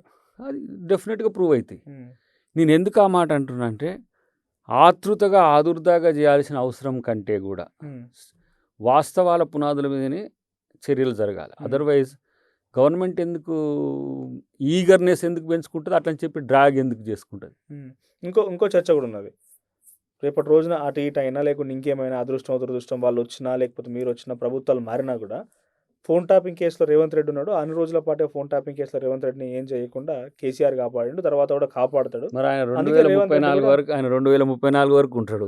ఉమ్, ఆ కాన్ఫిడెన్స్ ఉందా మీకు? కాన్ఫిడెన్స్ 100%. నువ్వు దాంట్లో ఇంకో మాట అనకు. ఉమ్, అది డీలిమిటేషన్ జరిగినా, బీజేపీ బీఆర్ఎస్ కలిసి వచ్చినా, ఉమ్, ఇంకా ఏ కదలికలైనా ఎటువైపు వచ్చినా సరే ఉమ్. డెఫినెట్గా కాంగ్రెస్ మరి ప్రభుత్వం అప్పటిదాకా అరెస్ట్ చేయరనా? అప్పటిదాకా అరెస్ట్ అనేది it's a little bit issue in between the అంటే ది పదం ఇయర్స్. కోట్ చేయడానికి కూడా మీరే కారణం. కాంగ్రెస్ పార్టీ నాయకులే చేస్తాం, బెడ్రూమ్ రెడీగా ఉన్నాయి, 2 BHK రెడీగా ఉన్నాయి, 3 BHK రెడీగా ఉన్నాయి అని చెప్పినప్పుడల్లా పబ్లిక్ అవి వచ్చేటప్పుడు డెఫినెట్గా అయితే మనం ఏం పెద్ద ఇప్పుడు 2 రకాలు పరిపాలన. ఒకటి అవును. శిక్షలు, తప్పులకు శిక్షలు, ఉమ్, పరిపాలన ప్రజలకు. ఉమ్, ఇది ముఖ్యం. అవును. ఇది అముఖ్యం అంటలేని వీటిని. ఉమ్, వీటి సందర్భం వస్తుంది. ఉమ్. అప్పుడు వాటి గురించి మీరే చెప్తారు కదా ఏం జరుగుతున్నాయి, స్టాండర్డ్గా చూద్దాం, 2.5 సంవత్సరాలు అయితే అయిపోయింది. పోలరైజేషన్తోనే అయిందా, ఇట్లా అయింది. ముఖ్యమంత్రి గారికి అయితే మీకంటే నాకంటే ఎక్కువ ఆయనకే కోపం కసి ఎక్కువ ఉంటుంది కదా. ఉమ్, అనుభవించినోడు కదా ఆయన కూడా. ఉమ్, ఉత్త వాటికి కూడా జన్వాడల దగ్గరేసిననే తీసుకుపోయి ఎంపీని జైల్లో పెట్టి అవును. మన కరుడు కట్టిన ఏమంటారు సర్దార్ పప్పారాయుడు లాంటి వాటిలలో వేసిండ్రు. అవును. అంటే ఒక ఎంపీని, ఒక ప్రజాప్రతినిధి, తర్వాత పిసిసి ప్రెసిడెంట్, అవును. ఇక అట్లా అనుకుంటే ఏదో కారణం చూపించి వీళ్ళని ఎవరిని చేయలేరా? ఉమ్, ఒక మాట అనుకుందాం, ఏదో ఒక కారణం, చిన్న కారణంతో. కానీ దాంతోనేంది? ఉమ్. అది కాకుండా ఎస్టాబ్లిష్ తప్పు అయినప్పుడు మాత్రమే దాని మీద చర్యలు ఉంటాయి. ఇప్పుడు కొత్త పార్టీ ఆలోచన ఏంది? టీఆర్ఎస్ పార్టీ తెలంగాణ రక్షణ సేన వచ్చింది, దాన్ని తెలంగాణ రేవంత్ సేన అంటున్నారు. బీఆర్ఎస్ పార్టీ ట్రోల్ చేసి పాపం ఆమె కూడా మాట్లాడుతుంది అక్కడికి ప్రెస్ మీట్లలో. ఏం ట్రోలింగ్, ఆడబిడ్డను కూడా చూడకుండా ట్రోలింగ్ చేస్తారా అంటున్నారు ఆవిడ కూడా తెలంగాణ రక్షణ సేన మీద. ఏది పెట్టినా రేవంత్ రెడ్డి గారిని మళ్ళీ ముఖ్యమంత్రి చేయడానికి అలా ప్రయత్నాలు ఉంటాయి. ఎవరు టీఆర్ఎస్ మీరు ఎట్లా అంటున్నారు? ఇప్పుడు కవిత పెట్టే పార్టీ రేవంత్ రెడ్డి ముఖ్యమంత్రి ఎవరన్నా పెట్టుకొని ఆ, అది రేవంత్ రెడ్డి గారికి కలిసి వచ్చేది. ఆ. బీజేపీ ఆలోచన రాని, ఏమన్నా మీరు చేసి బయటికి బీజేపీ తీసుకొచ్చిరా? రాని, బీజేపీ బీఆర్ఎస్ కలిపి రాని, ఏది వచ్చినా ఆ, రేవంత్ రెడ్డి గారితో ధీటుగా ఎదుర్కొనే శక్తి లేకపోవడం ఒక చర్చ అయితే, ఉమ్, రేవంత్ రెడ్డి గారు చేస్తున్న ప్రభుత్వం పరిపాలనకు సంబంధించిన అంశంలో ప్రజలు మళ్ళీ ఆయన ఎన్నుకోవడానికి సిద్ధంగా ఉన్నారు. ఉమ్. 2034 తర్వాత కూడా గెలిపించి ఇక్కడ ముఖ్యమంత్రిని కూర్చోబెట్టి ఆయన ఈ జాతీయ రాజకీయాలకు అంటే పోతారు. మీకు బీజేపీ బీఆర్ఎస్ నుంచే ఎదిరింపులు క్వశ్చన్స్ ఉండేది. ఇప్పుడు టీఆర్ఎస్ కి తను కూడా క్వశ్చన్ చేస్తున్నారు కదా. ఇగో చాలా మంది పార్టీలు ఉన్నారు బ్రదర్, ఉమ్. ఎవరైనా పెట్టుకోవచ్చు, ఉమ్, ఎవరిని కూడా కాదనేది లేదు. ఉమ్, కానీ మాకున్న అనుకూలత మాకుంది కాబట్టి వాళ్ళు పార్టీ పెట్టుకుంటే, ఇప్పుడు ఇట్లా ప్రచారం చేసుకొని కవిత గారు అట్లా చేస్తారు, ఇంకొకరిది అట్లా చేస్తారు, ఇంకొకరు ఏదున్నా ఉమ్, అల్టిమేట్గా కాంగ్రెస్ బలంగా పనిచేస్తుంది. మీన్స్ కాంగ్రెస్ ప్రభుత్వం, అది కాంగ్రెస్ కలిసి వస్తుంది. ఉమ్, అది రేవంత్ రెడ్డి గారికి మాకు హెడ్గా ఉమ్. తను ఆ కాన్ఫిడెన్స్తో ఉన్నాడంటే ఆయన చేసే పని ఆయనకు నమ్మకాన్ని పెంచుతుంది. దగ్గర తుంగతుర్తిని మిస్ అవుతున్నారు. మిస్ అయితా డెఫినెట్గా ఉమ్. ఇవాళ కూడా పోవాల్సి ఉండే మీటింగ్, కానీ ఈ మన తెలంగాణ జాయింట్ యాక్షన్ అంటే కమిటీ నేను అంటున్నది మిస్ అవుతున్నారా అంటే 2014లో 18లో అక్కడ ఉన్నారు. చాలా తక్కువ ఓట్లతోనే 1-2 సార్లు వచ్చింది. సడన్ గా మీ పేరు టికెట్లో ఇగో లేకపోతే తుంగతుర్తి అనేది నేను పోటీ చేసినా పోటీ చేయకపోయినా, చదువుకున్నప్పుడైనా ఇప్పుడైనా ఎప్పటికైనా అది మనకు అమ్మలాంటిది. అవును. ఎందుకు పుట్టిన ప్రాంతం కాబట్టి, నువ్వు కళ్ళు తెరవగానే ఉన్నది ఏంటంటే తుంగతుర్తిలో. అది మన రెస్పాన్సిబిలిటీ. ఏ హోదాలో ఉన్నా నువ్వు దాన్ని ప్రేమించవలసిందే. అమ్మని ఎట్లా ప్రేమిస్తావో దాన్ని ఎట్లా ప్రేమించాలి. రేపు అది జనరల్ అయినా, రేపు అది మహిళకు కేటాయించబడ్డా, అది మన బాధ్యత ఎప్పుడు కూడా. తుంగతుర్తిని నేను ఎప్పుడు పోలేదని మిస్ గాను. చెయ్యాల్సింది చెయ్యాలి. ఇప్పుడు ఇప్పుడు ఎమ్మెల్యే గారు ఉన్నారు, వారిదైన స్టైల్లో వారు దానికి కృషి చేస్తూనే ఉండు. ప్రతిదాన్ని మంత్రుల దానికి ఏమొస్తాయో సామ్యుల్ గారు అక్కడికి పట్టుకుపోతారు వాటిని. ఆ స్థాయిలో కొట్లాడి తీసుకుపోతుడు. తర్వాత మనోడు చామల కిరణ్ కుమార్ రెడ్డి గారు, మన ఎంపీ, వాళ్ళు తను యంగ్గా ఉన్న తనున్న చిన్న చిన్న పొరపొచ్చాలు ఏమో వచ్చినా కూడా ఆడ సజావుగా ఉన్నది కాబట్టి రాళ్ళు పట్టుకుని కొట్టుకున్నారు, కర్రలు అది పట్టుకుంటున్నారు. కొన్ని సందర్భాలు అంటే ఏమైంది ఇష్యూ ఏంది? ఇక తుంగతుర్తి గురించి నీకు తెలియదు, ఎప్పుడు కూడా అవేర్నెస్ ఎక్కువ ఉంటుంది, బాధ్యతలు కూడా ఇవ్వాలని కొట్లాడతారు వాళ్ళు. ఏమంటాము, హక్కుల కోసం కొట్లాడే దానికంటే కూడా బాధ్యత ఇవ్వమని కూడా అట్లా కొట్లాడతారు. అట్లా ఉంటుంది. రెండు వర్గాలు కొట్లాడి పైచే కోసం చామల కిరణ్ కుమార్ రెడ్డి వర్గం దిక్కు, మందుల సామ్యుల్ వర్గం దిక్కు. ఇక్కడ అది నిజంగా తుంగతుర్తి అంటే ఒక అడ్వాంటేజ్ ఏమో, తుంగతుర్తి నుంచి ఓ ఎమ్మెల్సీ, అదే తుంగతుర్తి నుంచి ఓ ఎంపీ, తుంగతుర్తి నుంచి ఎమ్మెల్యే, ముగ్గురు 3 నియోజకవర్గాలు. మీరు ఎక్కువ ఇన్వాల్వ్ అవుతలేరేమో కానీ నేను ఇన్వాల్వ్ కావాల్సిన సందర్భం తక్కువ ఉంటుంది. ఎప్పుడైనా మన వాళ్ళు ఎప్పుడన్నా వచ్చినప్పుడు పరిధి వాళ్ళ అంటే నేను చెప్పగలిగిన పరిధి ఏమన్నా ఉంటే నేను కూడా కొన్ని చెప్తుంటా. కానీ ఫిజికల్గా నేను అక్కడికి రావడానికి నేను విచిత్రం ఏం తెలుసా, నా సొంత ఊరికే పోట్లేను. ఇంకా నేను ఈ తుంగతుర్తి ఒక ఇష్యూ, పుట్టిన ఊరికి పోలేకనే చాలా రోజులు మా అమ్మ వచ్చి చెప్పిపోతుంటుంది, ఎప్పుడన్నా అట్లా వచ్చిపోయా పొలంకాయ చూసుకొని పోయి అని అంటుంటుంది. ఎందుకు అంటే ఇక్కడున్న షెడ్యూల్స్ అట్లా నాకు పోలేని స్థితి. అయితే తుంగతుర్తి కూడా ఇప్పుడు నేనేమంటున్నా అంటే అది మిస్ అవుతాం. ఎట్లా అంటున్నా అంటే అక్కడ మనం ప్రత్యక్షంగా ఉండాలి, చేయాల్సిన బాధ్యత ఉంటుంది. ఆల్రెడీ ఉన్నారు అక్కడ. రెండవది, దాన్ని ఒక రకంగా నేను ఏమంటా అంటే ఒక పీడిత ప్రాంతం లెక్క గతంలో కొంత మన ఓల్డ్ కాన్స్టిట్యున్సీ అయినా న్యూ కాన్స్టిట్యున్సీ అయినా ఉండే. ఇప్పుడు దానికి ఏంది కొంత జీవజీవాలు పెరుగుతున్నాయి. దాటిని ఇంకా కొంచెం పెంచాలి. ఇంకా కొంచెం పెంచితే ఏంటంటే ఇప్పుడు మనకి రోడ్డు పడ్డాక శాలిగౌరారం నుంచి ఇట్లా పడ్డాక అటు మహబాద్ పడ్డాక దాని భూముల రేట్లు పెరుగుతున్నాయి, దానికి వాల్యూ పెరుగుతుంది. తుంగతుర్తి అనే క్రూషియల్ పాయింట్కి వస్తున్నాయి. మనం దాన్ని ఎప్పుడెప్పుడు ముఖ్యమంత్రి గారితో కానీ మంత్రి గారితో కానీ చెప్పి మా ఎమ్మెల్యే గారికి సహకరించి మంచిగా చేయమని చెప్పాల్సిన పరిస్థితి ఇండైరెక్ట్గా ఉంటుంది. రేపు సందర్భం వచ్చినప్పుడు మళ్ళీ అక్కడికి వచ్చి మన వెంకటరెడ్డి గారు కూడా, ఉత్తమ్ రెడ్డి గారు కూడా ఇప్పుడు ఈ జెండా వందనం వాటికి ఇటుకి రమ్మని చెప్పి అంటుంటారు. ఇక్కడ ప్రోటోకాల్ ఉంటుంది కాబట్టి పోలేకపోతాం. రేపు పోవచ్చు, కానీ అది అంటే రేపు పోవచ్చు, ప్రోటోకాల్ తీసుకోవచ్చు, పోటీ చేయవచ్చా? పోటీ అనేది it's depend upon party and CM. 31 వరకు నాకు ఇచ్చిండ్రు. ఆ రోజు మీకు అవకాశం ఉంది కదా, ప్రజాప్రతినిధి మళ్ళీ ఒకసారి అవకాశం ఉండే, చాలా తక్కువతో ఓడిపోయారు కదా. టికెట్ అప్పుడు కూడా ఉండే. టికెట్ నేను ఖచ్చితంగా నాకు తుంగతుర్తి కావాలంటే వచ్చేది. నేనే తటపటాయించింది. ఎందుకంటే మీరు కనుక థర్డ్ టైం కొంచెం మిస్ అయిందనుకో, లీడర్గా ఫెయిల్యూర్ అవుతావు. సెకండ్ టైం ఎట్లా ఓడిపోయినో తుంగతుర్తి వాళ్ళకి ఎరికే, నల్గొండ జిల్లా ఉమ్మడి నల్గొండ జిల్లాకి ఎరికే. ఆ కుట్రలు నా మీద జరుగుతున్నాయి. ఇంకా పర్టికులర్గా చెప్పాలంటే గెలిచిన దాన్ని ప్రభుత్వం ఓడగొట్టింది అప్పుడు 18లో. దాని కొరకు ఇంకా కొట్లాడుతూనే ఉన్నా, ఇంకా కోట్లలో కొట్లాడుతూనే ఉన్నా. సో దాంతోపాటు తుంగతుర్తి ఎప్పుడు కూడా ఒక ఫీల్, మనకు ఒక పాజిటివ్ ఫీల్ ఉంటుంది. అబ్జర్వ్ చేస్తుంటా నేను ఎప్పుడు చేసుకుంటూ. ఎక్కడ సంప్రదించే టికెట్ వేరేటోళ్ళు కేటాయించారా సామ్యుల్ గారికి? నన్ను ముఖ్యమంత్రి గారు అడిగితే చెప్పిన, నేను పోటీ చేయాలని అనుకుంటే, నాకు ఇవ్వాలనుకుంటే ఇవ్వండి, ఇంకొకరికి ఇవ్వాలనుకుంటే చెప్తే నేను వచ్చి అక్కడ పనిచేస్తాను ముందే చెప్పినాం. ఎప్పుడు 6 నెలల ముందు, 3 రోజుల ముందు కాదు. అంత షెడ్యూలింగ్ జరిగేటప్పుడు ఎవరెవరు ఎక్కడి నుంచి ప్రాబబుల్ ఎవరున్నారు అన్నప్పుడు లాస్ట్ కంటెస్టెంట్ అనేది ఒకటి ఉంటుంది కదా కాలం.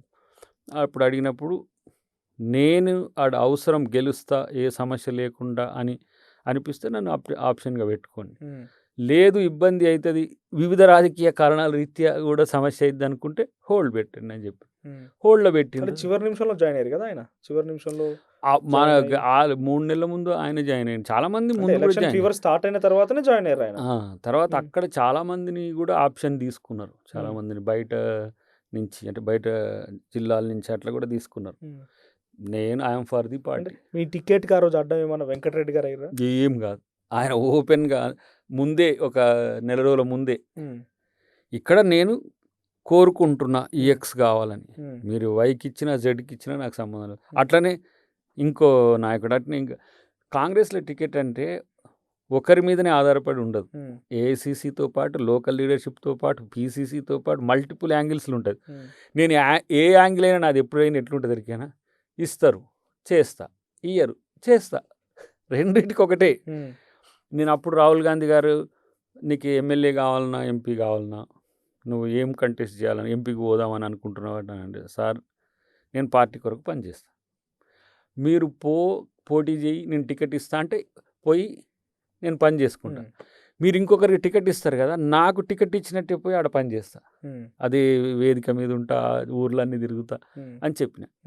లక్కీగా ఆయన నాకు ఇచ్చిండు. కానీ అప్పుడు టికెట్ రాలేదు, అయిపోయింది. అప్పుడు 2018 మీ తర్వాత అయినా కూడా 2023 టికెట్ రాలేదు, సరే మీరు డ్రాప్ అయ్యారు, తర్వాత ప్రచారం జరిగింది, గెలిచిరు, ఆయన అయిపోయింది. మీకు ఏడాదిన్నర వరకు పదవి రాలేదు, ఏడాదిన్నర అనుకో, 7.5 పదవి రాలేదు. ఏమనిపించింది, అరే ఇంత కష్టపడ్డ పార్టీకి రేవంత్ అన్న కోర్ టీంలో పనిచి నేను ఆడ పార్టీ గెలిచింది, నాకు అది కావాలి. ఎందుకంటే కార్యకర్తలు 20 years నుంచి పవర్ లేదు, చాలా సమస్యలు. అండర్ గ్రౌండ్ అని చెప్పగానే కొంత బ్యాక్ ఎండ్ అయినట్టున్నారు కదా. బ్యాక్ ఎండ్ కాలే, ఇప్పుడు నాకే బాధ్యత ఇస్తారని చూసేది నేను అప్పుడు. తర్వాత దయాకర్కి ఇట్లా రాలేదు అట్లా రాలేదు అనేది వస్తారు కదా, అందరు మాట్లాడుతుంటే అమ్మ నాకు ఇంత నష్టం జరిగిందా, ఇంత అన్యాయం జరిగిందా అనుకుంటుంటే, కానీ నాకు ఆఫ్టర్ 20 years ఆ ఇయర్ సైడ్ అయిపోయి అట్లేం లేదు, అట్లా కూడా అగ్రెషన్ ఏం తగ్గలే, ఏం ఉండలే. అయితే 1 year లైఫ్లో కొత్త ఎంజాయ్మెంట్ వచ్చింది, ఎందుకంటే ప్రతిరోజు బాధ్యత ఉండేది. ప్రభుత్వం వచ్చినాక ఆ 1 year ప్రశాంతంగా ఉంది, ఎందుకంటే ఈ రెస్పాన్సిబిలిటీస్ తక్కువ ఉంటాయి. నువ్వు ప్రతిపక్షంలో ఉన్నప్పుడు అంటే నిరంతరం ఏదో ఒక ప్రోగ్రామ్. ఆఫ్టర్ 20 years అంటే 2004 నుంచి ఎప్పుడు మూమెంట్స్ అంతా ఉండేది. 1 year కాస్త లీజర్గా ఉన్నా, కొంచెం లీజర్. మళ్ళీ ఇప్పుడు మొదలైంది, మళ్ళీ 1 year నుంచి అయింది. అయితే అప్పుడు ఏమనుకునేదంటే తుంగతుర్తిలో ఇప్పుడు గెలిచినాం, మెజారిటీతో గెలిచినాం, మళ్ళీ మెజారిటీ నిలుపుకోవాలంటే మళ్ళీ వాళ్ళని అంత సాటిస్ఫై చేయాలి కాబట్టి ఇటు ఇద్దరు అయినరు మంచిగా. తర్వాత లోకల్ లీడర్స్ మధ్య ఏ క్లాసెస్ ఉన్నా కూడా పార్టీ అధికారంలోకి వచ్చినప్పుడు ముఖం తెలివి ఉంటుంది.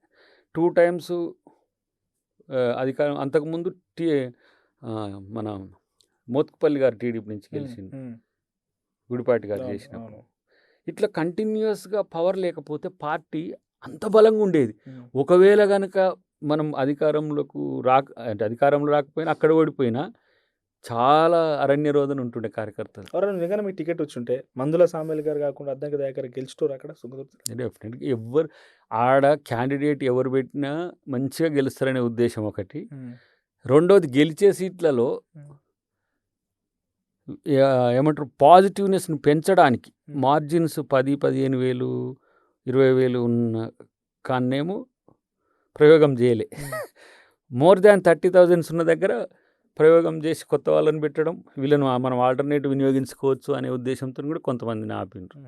సో ఆ క్రమంలో అక్కడ మినిమం 50 ఉంది. నా సర్వే నేను కూడా చేయించుకున్నా, చూసిన, చూద్దాం. పీసీసీ అని కాదు, పార్టీ మొత్తం చేస్తే. ఇంకోటి ఏంటి, అక్కడ ఫస్ట్ గెలిచే సీట్లలోనే తుంగతుర్తి మొదలుంది జిల్లాలో, చాలా ఎక్కువ ఉంది. కానీ అనూహ్యంగా నకరికల్ నెంబర్ వన్ అనేది 70,000. మొత్తం నల్గొండ మొత్తం కూడా సరే, ఉత్తమ్ కుమార్ రెడ్డి గారు, కోమటిరెడ్డి వెంకటరెడ్డి గారు, కోమటిరెడ్డి రాజగోపాల్ రెడ్డి గారు, జానారెడ్డి గారు, ఇప్పుడు చామల కిరణ్ కుమార్ రెడ్డి గారు, రఘువీర్ రెడ్డి గారు, జైవీర్ రెడ్డి, అందరూ కూడా ఒక రెడ్డిల జిల్లానా అన్నట్టుగా ఉంటుంది ప్రచారంలో కూడా. మీరు అన్నా యాక్సెప్ట్ చేయకపోయినా అక్కడి నుండి ఓ వేదిక మీద మీరు ఎట్లా కలిగిరు ఆయన ఒక మాట, కోమటిరెడ్డి వెంకటరెడ్డిని అంత అగ్రెసివ్గా, ఫెరోషియస్గా. సరే, ఇప్పుడు ఆ అన్న పదానికి ఇబ్బంది పడతా కానీ పార్టీ కోసం నేను తెగించి కొట్లాడితే ఎప్పుడైనా సరే, ఈధర్ ఇప్పుడు ప్రభుత్వంలో ఉన్నా కూడా ఆయన అప్పటికే మంత్రి, పార్టీ అస్తిత్వానికి ప్రమాదం వచ్చినప్పుడు దయాకర్లో మీరు అపరిచితుడు చూస్తారు, అదొక పెద్ద సమస్య. వీంతో దయాకర్ సమస్య అది. నాకంటే సహజత్వం ఎక్కువ, సహజంగా ఉండడానికి ఎక్కువ ప్రయత్నం చేస్తా. ఆ సహజత్వంలో నా వేదిక ఎప్పుడు కూడా పాజిటివ్గా ఉండాలి. ఎవరి వల్లనన్నా కొంత ఇబ్బంది కలుగుతుందంటే నాకు ఇక దాని మీద అంతే. ఎందుకంటే నేను అప్పటికి 8 years పార్టీ కొరకు కష్టపడుతున్నాం, పవర్ లేదు, అంతర్గతంగా అప్పుడున్న సమస్యలు కొన్ని ఉన్నాయి. పార్టీ ఈసారి అధికారం రాకపోతే ఒక ఎన్ని రకాల సమస్యలు వస్తాయో అవును, నాకు తెలుసు. అవును. అప్పటికే మమ్మల్ని జైల్లో పెట్టిండు కేసీఆర్. ఉమ్, ఈసారి గెలిస్తే జైలుకో, కొట్లాటకో, తనలాటకో దీనికి భయపడం కానీ ఉమ్, పార్టీని అధికారంలోకి తేవాలంటే డెఫినెట్గా కొంత సెట్ రైట్ ఉండాలి. ఆ అంటే సందర్భంలో నేను చాలా వేదికల మీద చాలామందిని సెట్ రైట్ చేసినాం. ఉమ్, ఇక్కడ నల్గొండ ఓన్ స్టేట్ కాబట్టి, ఓన్ డిస్టిక్ district కాబట్టి అక్కడ ఆయన నాకు ఆత్మీయుడు, నాకు దగ్గర వ్యక్తి. ఇంకా అదొక పెద్ద సమస్య అయింది నాకు. ఉమ్, అట్లా అక్కడి నుంచి మీకు గొడవలు లేవు చూడు. ఉమ్. అంటే ఆ రోజు ఆ ఎమోషన్ ఎందుకు క్యారీ అయింది? ఇంకో చర్చ కూడా ఉన్నది. ఉమ్. రేవంత్ రెడ్డి డైరెక్ట్ గా కోమటిరెడ్డి ఏ అనలేక దద్దంకితో అనిచ్చిండు.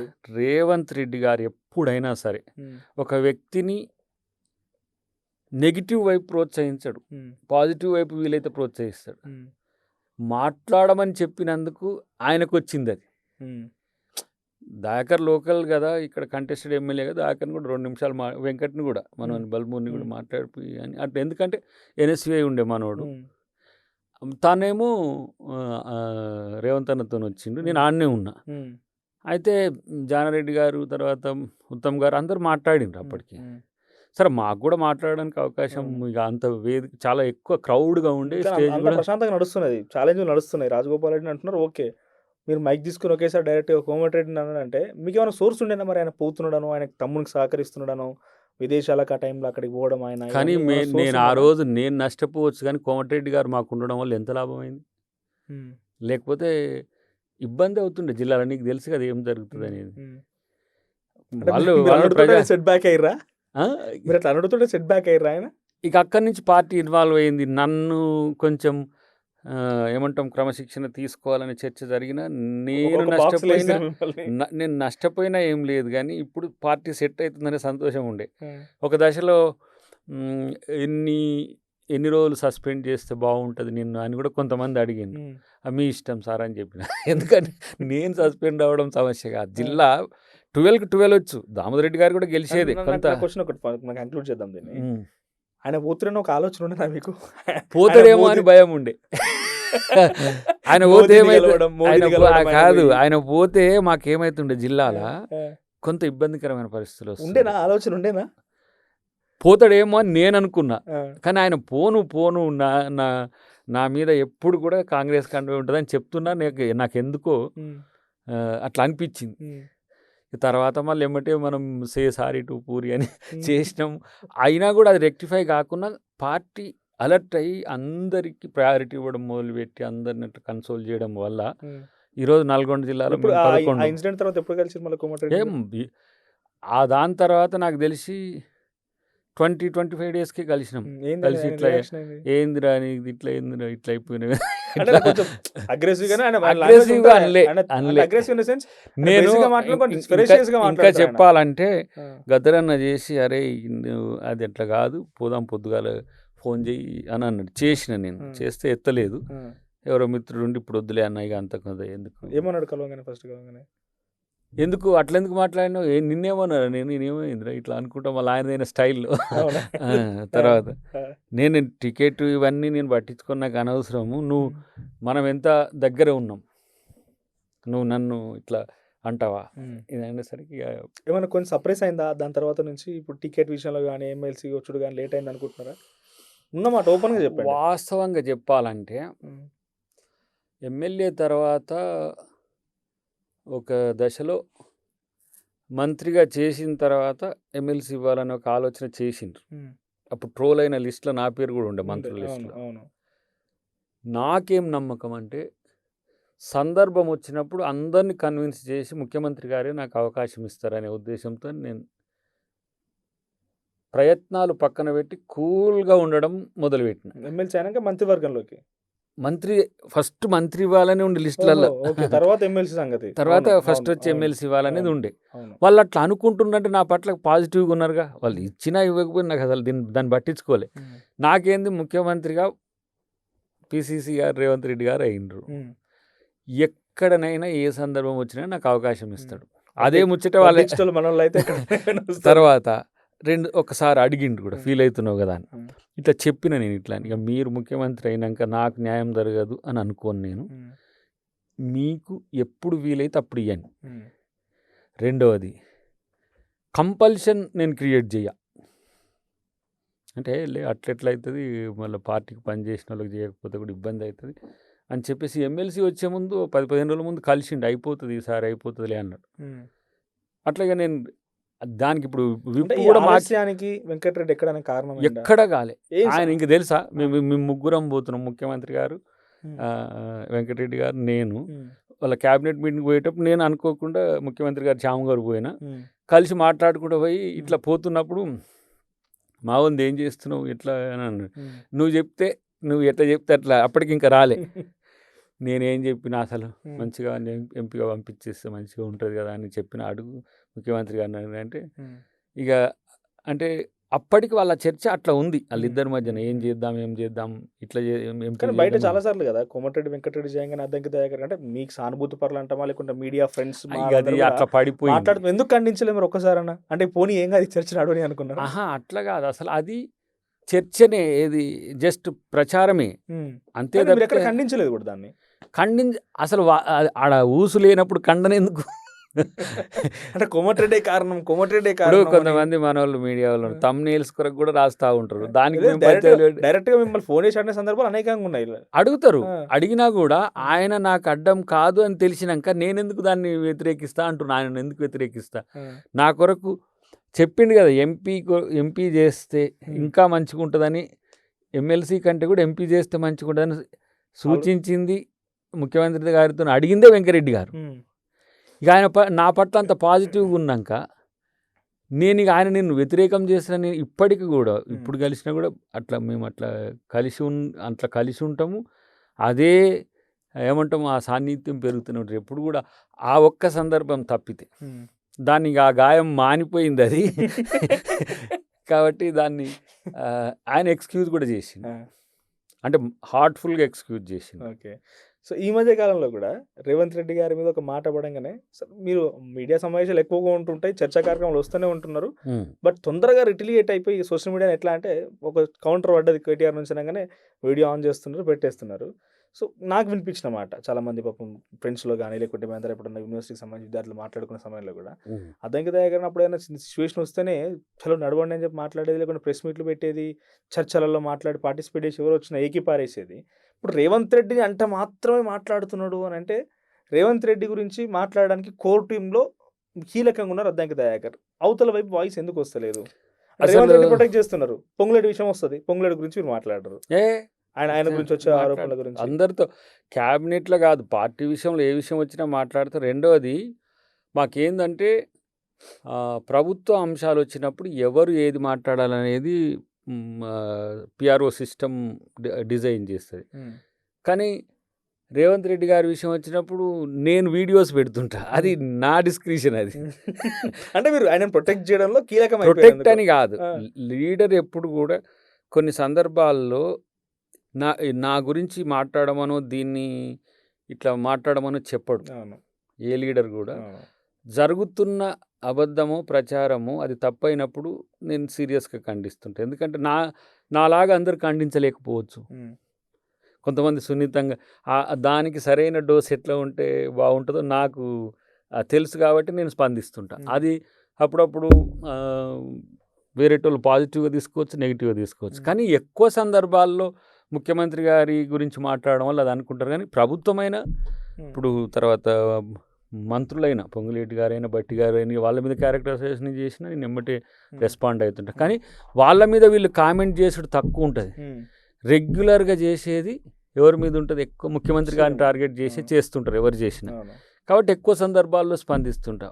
But party one side, government one side, దాంట్లో కొంత రేవంత్ రెడ్డి గారి ప్రయారిటీ ఎక్కువ ఉంటుందని అనుకుంటారు అందరూ.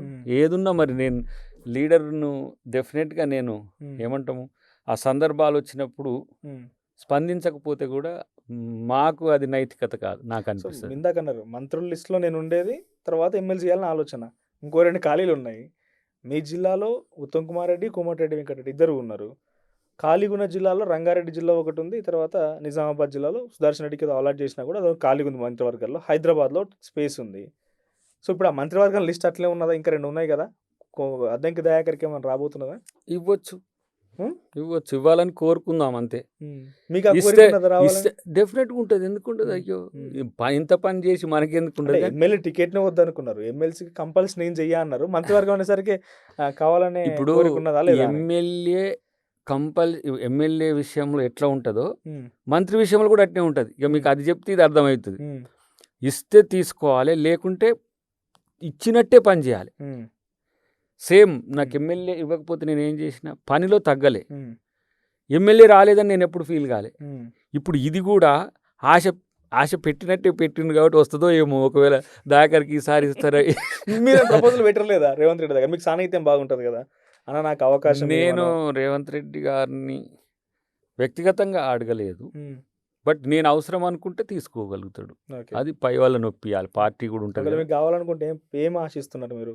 ఇదేదో నేను ఫిట్ ఉంటా, నేను చేయగలుగుతా, నాకు. ఇగో నేను ఒక మాట చెప్పనా, నేను దీనికి కరెక్ట్గా ఫిట్ అవుతా అని పార్టీ భావిస్తేనే ఇస్తుంది. ఉమ్, నేను కోరుకుంటే వచ్చేది కాదు. ఉమ్, కాంగ్రెస్ పార్టీలో పని చేయడం అనేది ఫస్ట్ ప్రయారిటీ నాది. ఉమ్, ఉమ్, సెకండ్, అవకాశాలు నేను పని చేసుకుంటా పోతా, అవి వస్తాయి. ఉమ్, ఆ విషయంలో రేపు దయాకర్ నీడెడ్ అనుకుంటే ముఖ్యమంత్రి గారైనా, మహేష్ కుమార్ గౌడ్ గారైనా, లేకపోతే ఏఐసిసి నుంచి అయినా మా నాయకత్వమైనా నాకు అవకాశం కల్పిస్తుంది.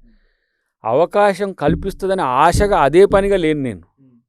లేకపోతే మీరు అడుగుతుండ్రు చేయబట్టి చాలా వరకు ఇట్లాంటి క్వశ్చన్లు వస్తాయని నేను మ్యాక్సిమం మీడియాను ఏది ఇంటర్వ్యూలను కొంత సెట్ సైడ్ లెక్క పెట్టిన. ఎందుకంటే ప్రతి దాంట్లో పోయి పోగానే మీరు ఇది అడుగుతారు అనగానే నేను ఏదో ఒకటి చెప్పాలి, ప్రోనో కానో చెప్పాలి. అవును. అట్లా అని చెప్పి కావద్దని నేను అనుకోలేను కదా. ఒక నాయకునికి ఎప్పుడు కూడా కావాలని ఉంటుంది. పదవి ఒక అప్డేటే. నువ్వెంత తెలివి కల్లోనివిగా, ఎంత పని చేయి, నువ్వెంత డబ్బు ఖర్చు పెట్టు, నీ హోదా వస్తేనే నీకు గౌరవం. ఉమ్, నీకు తగ్గ హోదా వచ్చిందా అంటే నేను వచ్చిందే అనుకుంటా. ఉమ్, పెరిగినా గౌరవమే అనుకుంటా, తగ్గనైతే తగ్గనుగా. ఉమ్, ఎమ్మెల్సీ కానప్పుడు కూడా దయాకర్ అట్నే ఉన్నాడు కదా. ఉమ్, ఎమ్మెల్సీ ఒక యాడెడ్ వర్డ్, ఉమ్, గవర్నమెంట్ విప్ ఒక యాడెడ్ వర్డ్, అవును, రేపు మంత్రి వస్తే కూడా యాడెడ్ వర్డ్. పనిలో తేడా ఉండదు. అవును. దయాకర్ కానీ కొన్ని కొత్తగా పవర్స్ తేడా ఉంటాయి కదా. పవర్స్ డెఫినెట్గా తేడా ఉంటుంది. అందుకు ఇప్పుడు నువ్వు ఎక్కువ సర్వీస్ చేయాలంటే ఎక్కువ హోదా ఉండాలి. అవును. సో ఈ మధ్యకాలంలో మీరు కొన్ని ప్రెస్ మీట్లు అంటే ఆ నిరుద్యోగుల గురించి కానీ అప్పుడప్పుడు చూస్తున్నా, అప్పుడప్పుడుగా మేడం కూడా తీసుకొని వస్తున్నారు.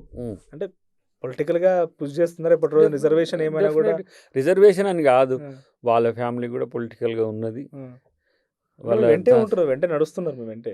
ఇప్పుడు ఏమంటే ప్రాక్టికల్స్ జరుగుతున్నాయి, టెస్టింగ్ మొత్తం ట్రైనింగ్ ఇస్తున్నారు అయితే. ట్రైనింగ్ కూడా కాదు, ఎట్లా వాట్ ఈజ్ వాట్ అనేది తెలుసుకోవాలిగా వస్తే ప్రాక్టికల్గా. నా రిలేషన్స్ ఎంత కొంత హై లెవెల్లో ఉంటాయి కాబట్టి ఆమెకు ఉపయోగపడతాయి. ఆమె లెవెల్ 2లో ఆమె ఏం చేయాలనుకుంటే తన ఇష్టం. అంటే ఒక నాయకురాలు మీరే తయారు చేసుకుంటున్నారా? ఆమె తయారవుతుంది, అంటే ఆమె డిజైన్ చేసుకుంటుంది, టెస్ట్ చేసుకుంటుంది ఎక్కడ ఎట్లా ఉండాలని. ఇప్పుడు ఒక టీచర్గా ఉన్నదానికి పొలిటికల్గా రావడానికి కొంత తేడా ఉంటుంది. ఎట్ ద సేమ్ టైం ఒక నాయకుని భార్య ఎట్లా ఉండాలంటప్పుడు కూడా వాటిని మొడాలిటీస్ ప్లాన్ చేసుకోవాలి కదా. ఆమెకి ఇదంతా కూడా టెస్టింగ్ పీరియడ్ ఉంటుంది. కానీ రాజకీయంగా రావాలని తనకు ఉంది.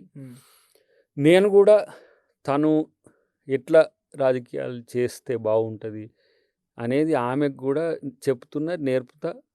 రేపు అవసరం వచ్చినప్పుడు సహకరించడం కూడా చాలా సీరియస్గా చేయాలనే ఉంది. ఎందుకంటే రంగంలోకి దించాలని ఆలోచన ఉన్నది.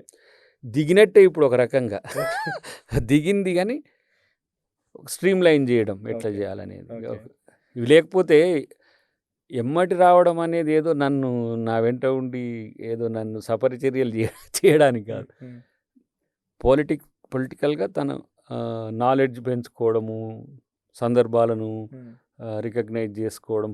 ఒక్కరు పొలిటికల్ లైఫ్లో ఉంటేనే 24/7 ఎప్పుడు ఉంటామో తెలియదు. సమావేశం ఆదిలాబాద్ అయింది అనుకుని పోవాలి, ఆదిలాబాద్ పోవడానికి 5 గంటలు, రావడానికి 5 గంటలు, ఎట్లా పోతాము, ఎట్లా వస్తాము, ఏడ తింటాము, ఏందని పెద్ద పరేషాన్ ముచ్చట ఉంటుంది. ఓ బట్టలు, తెల్ల బట్టలు, కద్దరు బట్టలు, కవర్ పట్టుకొని పోవాల్సిందే కార్లా. అవును. అట్లాంటిది ఇద్దరు ఫ్యామిలీ కలిసిపోతున్నారని అంటే ఇక నాకు ఫ్యామిలీనే నాతో ఉన్నట్టు కదా. ఇక ఎక్కడికి పోయినా ఇంకా మంచిగా ఒకటి క్యారేవాన్ లాంటివి చూసుకుంటే అదే ఇల్లు ఎక్కడైతే ఆనే ఉండొచ్చు, ఇంకా ఫ్రీ అవుతుంది. అసలు మేము అట్లా మేము ఒకటి ఆలోచించేది అప్పుడు, ఫ్రీగా ఉన్నప్పుడు ఆలోచించేది, ఒకవేళ ఇప్పుడు ఎమ్మెల్సీనో ఎంపీ రాలే ఏం చేయాలి, ఇట్లా ఒక మంచిగా 2 ఎడ్ల బండ్లు కొనుక్కున్నాం అనుకో, ఒకటి ఇంటికి, ఒకటి ముందు నడుస్తానికి. అట్లా తెలంగాణ అంతా యాత్ర తిరిగినట్టు తిరగొచ్చు. ఇట్లా ఒక ప్లాన్ ఏసినాం. అంటే ఖర్చు లేకుండా నీకు ఈజియెస్ట్ పాత్ కదా అది. మంచిగా తిరుక్కుంటా పోతూ ఒక మంచిగా చేద్దామని ఒక ఆలోచన ఉండేది. అంటే పబ్లిక్ లైఫ్ కాబట్టి మేము పబ్లిక్‌లో ఉండకపోతే ఇబ్బంది నాకు. అంటే మీరంటే రాట తేలిపోయారు. ఓ 4 తిట్టినా పడతారు. ఓ 4 తిట్టినా తిడతారు. కానీ సెన్సిటివ్ కదా మహిళలు అంటే, బయటకు రావడం, రాజకీయాలు చేయడం. ఆమెను కూడా అట్లా రాట తేల్చాలి. ఇంకా ఫిక్స్ అయిపోయారు రంగాలు దించాలని ఇక. చెయ్యాలి. ఎందుకంటే నేను అనుకున్న ఏంటంటే పొలిటికల్ ఫ్యామిలీగా ఉంటే వాళ్ళది కూడా పొలిటికల్ ఫ్యామిలీగానే ఉంటుంది. చాలా వాళ్ళ ముత్తాత గారు రంగుండ్ల లచ్చిరామ్ నాయక్ అని, ఆయన చాలా అంటే బంజారా సేవ్యా సాధు కల్చర్, సేవలాలు ఎట్లను సేవ్యా సాధు. ఆయన జానారెడ్డి గారికి సుదీర్ఘ ఏమంటారు వారితో కలిసి ఉన్నారు. నా ఎన్నికలకు కూడా వచ్చింది ఆయన. ఫస్ట్ ఎన్నికలకు వచ్చింది. మొత్తం మనకి ఈ నుంచి మన తిరుమలగిరి నుంచి అక్కడికి తాళ్ళసింగారం తండాలన్నీ తిరిగిండు. ఆయన జస్ట్ గాడ్ టైప్ అనమాట వాళ్ళకు. సో వాళ్ళ ఫ్యామిలీలో కాంగ్రెస్ పార్టీతో ఉన్నారు. తర్వాత ఇప్పటికీ వాళ్ళది పొలిటికల్ ఫ్యామిలీనే, వాళ్ళ డిఎన్ఏ అంతా. సో అది ఉన్నది వాళ్ళ మైండ్లో ఉన్నది. పొలిటికల్ ఫ్యామిలీ ఇంత ఫెరోషియస్గా ఇన్ని మాటలు మాట్లాడే వ్యక్తి సడన్గా సినిమాల మీద ఆలోచన ఎట్లా వచ్చింది? సరే, సినిమా ఏ రకమైన సినిమా అయినా, ఏ జోనర్ అయినా కూడా నటన వేరు, రంగేష్ నటన చేయడం వేరు కదా. ఎందుకు సినిమా హీరో కావాలని ఎందుకు అనిపించింది? నేనేం అనుకోలే, మనోడు బొమ్మకూర్లే అనుకున్నాడు. నాకు కావాల్సిన హీరో ఫీచర్స్ దాకరణలో ఉన్నాయని ఓ రోజు ఫోన్ చేసింది. ఊకో జోక్ చేయక లేదన్నా, నీ రోల్ నువ్వే చేస్తావు, నీలాగా నువ్వు ఉండు చాలు, నువ్వు ఎట్లా మాట్లాడుతావు అట్లా ఉంటే నీ పాత్ర నువ్వే అని అంటే ఎట్లా అని కూర్చున్న తర్వాత స్టోరీ చెప్పిన. జస్ట్ నా లైఫ్ కంటిన్యూటీనే, అది నా లైఫ్లో జరుగుతున్నది. ఇప్పుడు దీంట్లో రియల్ లైఫ్కు రియల్ లైఫ్కి పెద్ద తేడా ఉండదు దాంట్లో. ఇప్పుడు అది చూసినాక ఇట్లా కూడా సినిమాలు తయారు చేయవచ్చా అనుకుంటారు. అట్లా ఇంకా చేస్తున్న క్రమంలో స్మాల్ ప్రొడక్షన్ నుంచి అది పోను నా ఇన్వాల్వ్మెంట్ పెరగడము, ఆయన ఆలోచనలు, మురళి గారి ఆలోచనలు పెరగడం, అది ఒక బిగ్ ప్రాజెక్ట్ అయింది. అందుకని అది స్లోగా పెరుగుతూ ఉన్నది. గద్దర్ గారు యాడ్ అయినరు, వారి వల్ల కీరవాణి గారు యాడ్ అయినరు. ఇట్లా పోతా ఉంటే స్పాన్ పెరిగి మళ్ళీ సుమన్ గారు, ఇట్లా ప్యాడింగ్ కూడా చాలా గట్టి ప్యాడింగ్, కాన్సెప్ట్ కూడా పెరిగింది. మళ్ళీ ఏఐ వచ్చిన తర్వాత ఇప్పుడు సినిమా రేంజ్ కూడా ఒక్కసారిగా అసలు నేను నటించిన సినిమా అనేటట్టున్నది ఇప్పుడు చూస్తే. అంటే ఇప్పుడు ఈ రియల్ లైఫ్లో ఏంటంటే మనం మాట్లాడుతున్నాం, సాఫీగా మాట్లాడవచ్చు, అది నటన కదా. అది నేర్పిండ్రు ఒక 20-25 డేస్ ఎవరు మన తెలుగు యూనివర్సిటీ నుంచి యాక్షన్లో ఆయన మాస్టర్ ఉంటే తీసుకొచ్చి ఎట్లా ఇప్పుడు మన కెమెరాలు ఏమో అవి క్యాప్చర్ చేస్తాయి కదా, మనమేమో ఆ కెమెరాలకేమో మనమే చెప్పాలి. సో అది ఎలా అని వాళ్ళు ఒక డైలాగ్స్ కానీ అవన్నీ ఒక 25-30 డేస్ ఎక్స్క్లూజివ్గా నేర్పి, తర్వాత ఫస్ట్ 1-2 డేస్ కొంత కంజెస్టెడ్గా ఉన్న తర్వాత ఇక న్యాచురల్గా వెళ్ళిపోయింది అంతే. ఇక ఎవరిదో రోల్ నేను చేసుడు కాదు కదా. ఇంకోటి దాంట్లో యాక్షన్ అంటే ఏం పెద్దగా లేదు, మన పాత్రని మనం చెప్పుడే కాబట్టి డైలాగ్స్ కూడా మాడ్యులేషన్ నాకు అనుకూలంగా తయారు చేసుకోవడం అట్లా చేసినాం. గద్దరన్న పాట ఇప్పటికి ఊపుతా ఉంటుంది ఏ సిచ్యువేషన్ వచ్చినా కూడా. అంటే అది సినిమా పాట కంటే కూడా నిజంగానే తట్టి లేపడం, మళ్ళీ ఉద్యమాల పాట అన్నట్టుగా ఉంటుంది. బానిసలాల రెండిరా అని చెప్పి అసలు అట్లా అనుకున్నది ఎందుకంటే ఆయన ఉండాలి సినిమాలో, ఒక సందేశం ఉండాలి, ఆయనదైన సందేశం. ఆయన ఇప్పటికీ దేశానికి ఏమిస్తే ఏమి ఇవ్వాలనుకుంటుండో సందేశం అది ఉండాలని చెప్పినాం. ఆయన బాధితులారా లెండిరా అని ఒకటి రాసిండు, కొన్ని స్టాంజాస్ నేను విన్నా, అక్కడక్కడ పాడేది. ఈ ట్యూను ఈ సినిమా దానికి యాప్ట్ చేసుకొని ఆయన idea save India, save democracy, save constitution అనే మూమెంట్ కూడా ఆయన ఒకటి చేసిన, ఆయనకి పెట్టినాం దీంట్లో. ఆయన చేస్తున్న పాత్రను దాంట్లో ఆయన పాట పాడతాడు, ఆ పాటకి ఇట్లా ఉండాలి అనుకొని చెప్తే ఆయనే మొత్తం దాంట్లో పరకాయ ప్రవేశం చేసి ఆ పాట మళ్ళీ మాతో కలిసి రాసినా కూడా పదాలు ఆయనే పెట్టుకున్నాడు. మళ్ళీ మాతో కలిసి అంటే మాకు చెప్పుకుంటూ రాసేది, కానీ అప్పుడు వేరే పదం ఉండేది. మళ్ళీ ఇంటికి పోయి దాన్ని చేసి మళ్ళీ గద్దరు పదాలు వస్తాయి. దాంట్లో నువ్వు శ్రీశ్రీ పదాలు ఏమన్నా వేయడు, సీనారే గారి పదాలు ఏమన్నా వేయడు, పదం ఇది బాగుందని నువ్వు చెప్పినా వింటాడు, దానికి ఆయన భాష వేసుకుంటాడు చాలా. ఇక అట్లా చేసుకొని ఈ పాటకు ఆయన నటించిన చివరి సినిమా ఇదే. సినిమాలో ఇక ఆయనకు మేము ఇవ్వబోయే ఘనమైన నివాళి కూడా దాంతోనే. దాన్ని జాతీయ అంతర్జాతీయ వేదికల మీద కూడా తీసుకుపోవాలి. ఇప్పుడు ఆల్మోస్ట్ ఆల్ 5 లాంగ్వేజెస్లో అయినాయి. ఎప్పుడైతే ఒకటి బయటికి ఎప్పుడు వస్తున్నది? అన్ని మంచిగా ఉంటే అక్టోబర్ వరకు రావాలి. అంటే తర్వాత ఏం ఆపుతున్నది? ఇవరకు అయిపోయి ఉన్నది తెలుసు సినిమా మొత్తం మంచిగా దాన్ని ఇప్పుడు మనోడు ఏఐతోని బాహుబలి రేంజ్లో అన్ని గ్రాఫిక్స్ పెట్టి చాలా పెద్దగా చేసింది బాగా. ఇప్పుడు మెయిన్ అప్పుడేమో అంతా ఫార్మేట్ టిపికల్గా ఉండే, మా ఇంత స్లోగా చెప్తే ఈ విజువల్స్తో ఎక్కుతుందా, ఈ విజువల్స్తో వర్డింగ్ కన్విన్సింగ్ ఉంటాడా, ఇట్లా అనేది. ఇప్పుడు దాన్ని మొత్తం మంచిగా ఏఐతో పాటు స్టోరీని కూడా ఇంటర్లింక్ చేసి ఇప్పుడు కూడా ఒక 5-6 డైలాగులు పెట్టిండు. ఇంకా ఏది డబ్బింగ్ చెప్పాల్సినవి ఫోన్లో డబ్బింగ్ చేసి పెట్టానా లేకపోతే ఇంటికి రాని పెట్టిండు. అంటే ఆ లింకేజ్లో అక్కడక్కడ డైలాగ్స్ మిస్ అయినాయి, అవన్నీ వాళ్ళు చెప్పి ఉంటారు కదా. అదే మ్యాడ్యూల్లో మీరు నేను పోలేకపోతున్నా కాబట్టి దీంట్లో చెప్పి పంపి అని పెట్టిండు. ఒక 4-5 సీన్స్ ఉండే. సో అప్పుడున్న దానికి ఇప్పటికి చాలా చేంజ్ వచ్చింది. తర్వాత ఒకటి ఇంగ్లీష్ వర్షన్ ఒకటి చేయాలనుకుంటున్నాము. అది నేను మొన్న అమెరికాకు పోయినప్పుడు బోస్టన్ ఫిల్మ్ ఫెస్టివల్ ఎవరైతే చేస్తారో వాళ్ళు ప్రదర్శనకు పెడతామంటే ఓకే అని చెప్పిండ్రు. తర్వాత అట్లనే చికాగో ఉంది, తర్వాత ఇంగ్లాండ్ ఉంది, అక్కడ కూడా ఇంటర్నేషనల్ వేదికల మీద కూడా పెట్టాలని. ఇండియాలోనే 5 లాంగ్వేజెస్ హిందీతో పాటు సదరన్ లాంగ్వేజెస్ ఇక్కడ మన దానికి చేస్తున్నా. కాకపోతే రాజకీయం సినిమా ఇప్పుడు సుదీర్ఘకాల సినిమా చరిత్ర ఏమైందన్న అనే సినిమా ఇక మర్చిపోయారు కొంతమంది, ఇక అడుగుడు కూడా బంద్ చేసింది. కానీ అంటే ఈ సినిమా తర్వాత ఎట్లా బొమ్మక మురళి గారు పిలిచినట్టుగా ఇంకెవరైనా పిలిచిపోయినట్టు చేయమంటే చేస్తారా? మంచిగుంటే చేయొచ్చు, మంచిగుంటే. యాక్టింగ్ కూడా అలవాటు అయిపోయింది కదా నాకు. అంటే అదేదో పెద్ద ప్రక్రియ అని నేను కొంచెం పొలిటికల్ లైఫ్ యాక్టింగ్ ఏం కాదు, 2 డాన్స్లు 2 ఫైట్లు వస్తే ఇక డ్యాన్సులు ఫ్లైట్లు అంటే అవి ప్రాక్టీస్ ఉన్నాయి కానీ ఇప్పుడు చేస్తానో లేనో లేదు. డ్యాన్స్ కాలేజ్ డేస్లో బాగానే డ్యాన్సులు మా కాలేజ్ వేదికల మీద అక్కడ ఇక్కడ వేసేది. కానీ అంతకంటే భిన్నంగా కూడా సినిమాలు తీయొచ్చు. ఈ సినిమాలు అది తెలుస్తుంది అట్లా కొంత. రెండోది కొంతమంది ఉన్నది డిమాండ్ ఉన్నది, కానీ మంచిగా వస్తే ఎవరో ఒక దాంట్లో ఉండే నాకు ఇట్లా పొలిటికల్ లీడర్ అని అంటే ఇక అట్లా వద్దులే ఎందుకు. రోల్స్ అప్పుడప్పుడు డిస్టర్బ్ చేస్తాయి. అంటే హీరో అయినా మళ్ళీ క్యారెక్టర్ ఆర్టిస్ట్ అని కాదు, ప్రైమ్గా ఉన్నా మళ్ళీ మనం నాన్ సీరియస్ పొలిటికల్ లీడర్గా వాడవద్దు. మన ఎయిమ్ ఇది కదా. మళ్ళీ మంచిగా ఇదే ఇట్లా ఇది ఆ కథ ఏముంటుందంటే మీ ఇండియన్ హిస్టరీతో పాటు ఇండియన్ పాలిటిక్స్లో వచ్చిన డ్రాస్టిక్ చేంజెస్, అప్పటి నుంచి ఇప్పటి వరకు రాజకీయ పరంపర ఎట్లా ఉంది, కాన్స్టిట్యూషన్ వచ్చినాక ఎట్లా బాగా డిస్కస్ చేసింది దాంట్లో. అది ఇంట్రెస్టింగ్గా ఉంటుంది. మన లాంటి వాళ్ళం చేసినామంటే కూడా అది ఒక పెద్ద గ్రేట్ఫుల్ అది కూడా చేస్తే. అంటే మీడియా ప్యానలిస్ట్గా మీడియాలోకి రావడం ఎప్పటి నుంచి స్టార్ట్ అయింది? 2006 అనుకోరాదు, 20 లైఫ్ స్టైల్. నాకు తెలిసి పొద్దున 6కి డిబేట్ మొదలవుతుంది. 6 నుంచి మొదలుకుంటే సాయంత్రం prime time debate 9 o'clock debate దాకా నడుస్తూనే ఉంటాయి. హైయెస్ట్ ఎంత తెలుసా, 8 డిబేట్స్ ఉన్నాయి ఒకరోజు ఎలక్షన్స్ అప్పుడు. హైయెస్ట్ టైం ఏంది 7 to 11, మార్నింగ్ 7 to ఈవినింగ్ 11, మళ్ళీ 7 ఇట్లా వర్షం బట్టి ఒక్కొక్క టీవీకి 2 hours, ఒక టీవీకి 1 hour. ఎక్కడ తినేటప్పుడు 10 నిమిషాలు టీ అంటే ఇక టేబుల్ మీద పెడతారు, ఒక్కోసారి టీ తాక్కుంటా కూడా హైయెస్ట్ అది 11 అంతే. 7 డిబేట్స్ 8 డిబేట్స్ అనుకుంటా ఒక రోజులో. తర్వాత ఇప్పుడు నాకు తెలిసి ఒక 10,000 డిబేట్స్ అయిపోయి ఉంటాయి, దాటిపోయి ఉంటాయి, లెక్క పెట్టలేదు. కానీ అంటే ఎవ్రీడే యావరేజ్ని 2 వేసుకున్నా. యావరేజ్ కొంచెం తగ్గించినట్టున్నారు.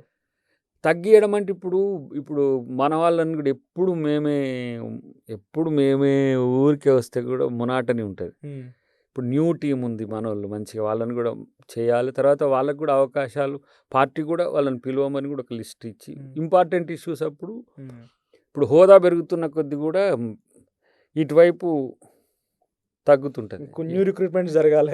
ఇప్పుడు life style 6 o'clock debate start అయింది అనుకో, మాకే జనరల్గా స్టార్ట్ అప్పుడు ఎప్పుడు తెలుసా, నేను 4:35కి లేచేది, మంచిగా బాగుండేది. దానివల్ల పొద్దుగాల లేవడం, వాకింగ్ పోవడము మంచిగా, లేదంటే యోగా చేసుకోవడం, మంచిగా తయారై పోవడం, మళ్ళీ ఆడ ఇదైనాక మళ్ళీ చిట్చాటు, టిఫిన్స్, మళ్ళీ అదొక లోకం. అప్పుడు పవర్లో లేము కాబట్టి 11 వరకు అట్లనే ఉంటుండే. మళ్ళీ వచ్చినాక పార్టీ పనులు అవన్నీ పోయినాక మళ్ళీ 6 నుంచి ఇదే 6 నుంచి మళ్ళీ ఈ దారి 6 to 7 7 to 8 నడుస్తూనే ఉంటాయి కంటిన్యూస్గా. కొన్ని సందర్భాల్లో దూరం ఉన్నా రావాల్సి వచ్చేది. కానీ ఇప్పుడంటే కానీ ఇప్పుడు ఇక ఆన్లైన్ నీకు జూమ్ వచ్చింది. జూమ్ వచ్చినాక అప్పుడు కంపల్సరీ ప్రజల వద్దకే పాలన ఇప్పుడు.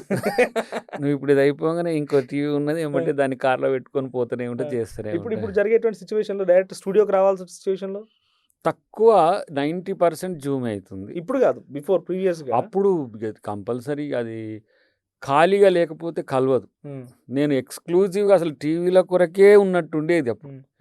TV to TV, morning to evening, మధ్యాహ్నం మళ్ళీ ఒక ఇంటర్వ్యూస్ మన సోషల్ మీడియా ఉంటుండే.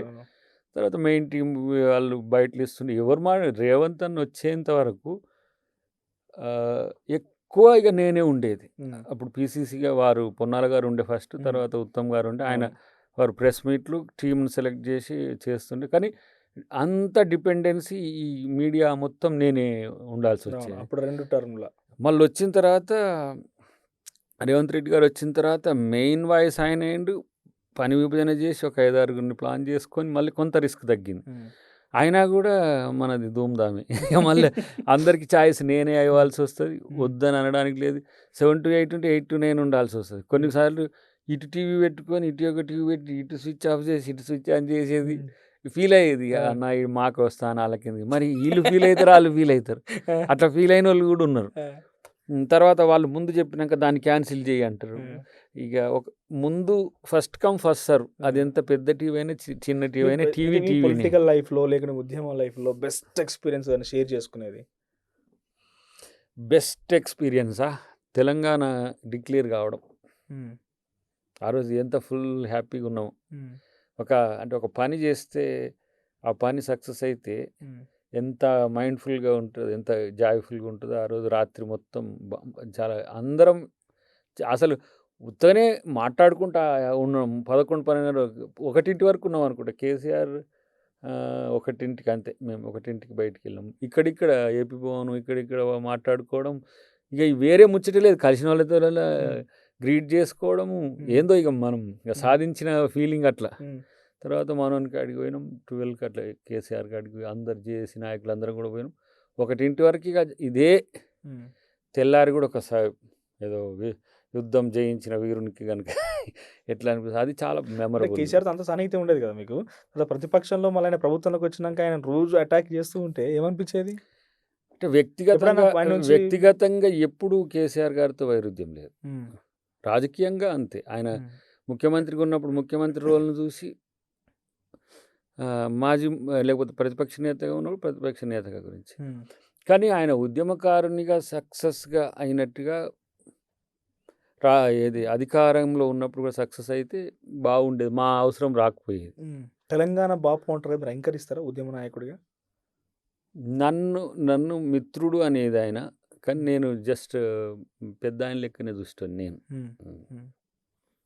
ఆయన ఏదో ఆయన గౌరవం తెలంగాణ బాపు అని వాళ్ళు సంబోధిస్తారు కదా, అది వాళ్ళు అంటారు. కానీ నన్ను ఆయన చూసే తీరు మిత్రునిగా చూసేటోడు. కానీ నేను ఆయన గౌరవంగా పెద్ద ఆయనగా చూసేది అంతే. బాపు అనేది వాళ్ళు పార్టీ తర్వాత తెలంగాణ జాతిపిత అంటారు కదా, మీరు అంగీకరిస్తారా ఉద్యమ నాయకుడిగా? జాతిపిత అనడానికి ఉండదు కానీ ఉద్యమంలో ప్రముఖ పాత్ర కాదు, ఆయన దాన్ని లీడ్ చేసిండని చెప్పుకోవచ్చు. ఉద్యమాన్ని మొత్తాన్ని లీడ్ చేసిండు. తన వైపు డైవర్ట్ చేసుకోగలిగిండు. ఉద్యమం అంటే తానే అనిపించుకోగలిగిండు. కానీ అంతా తాను కాదు, కొంత అనను కానీ మ్యాక్సిమం. కానీ ఆయన సెట్ బ్యాక్ అయినప్పుడు కొంచెం ఫీల్ అయినాం మేము.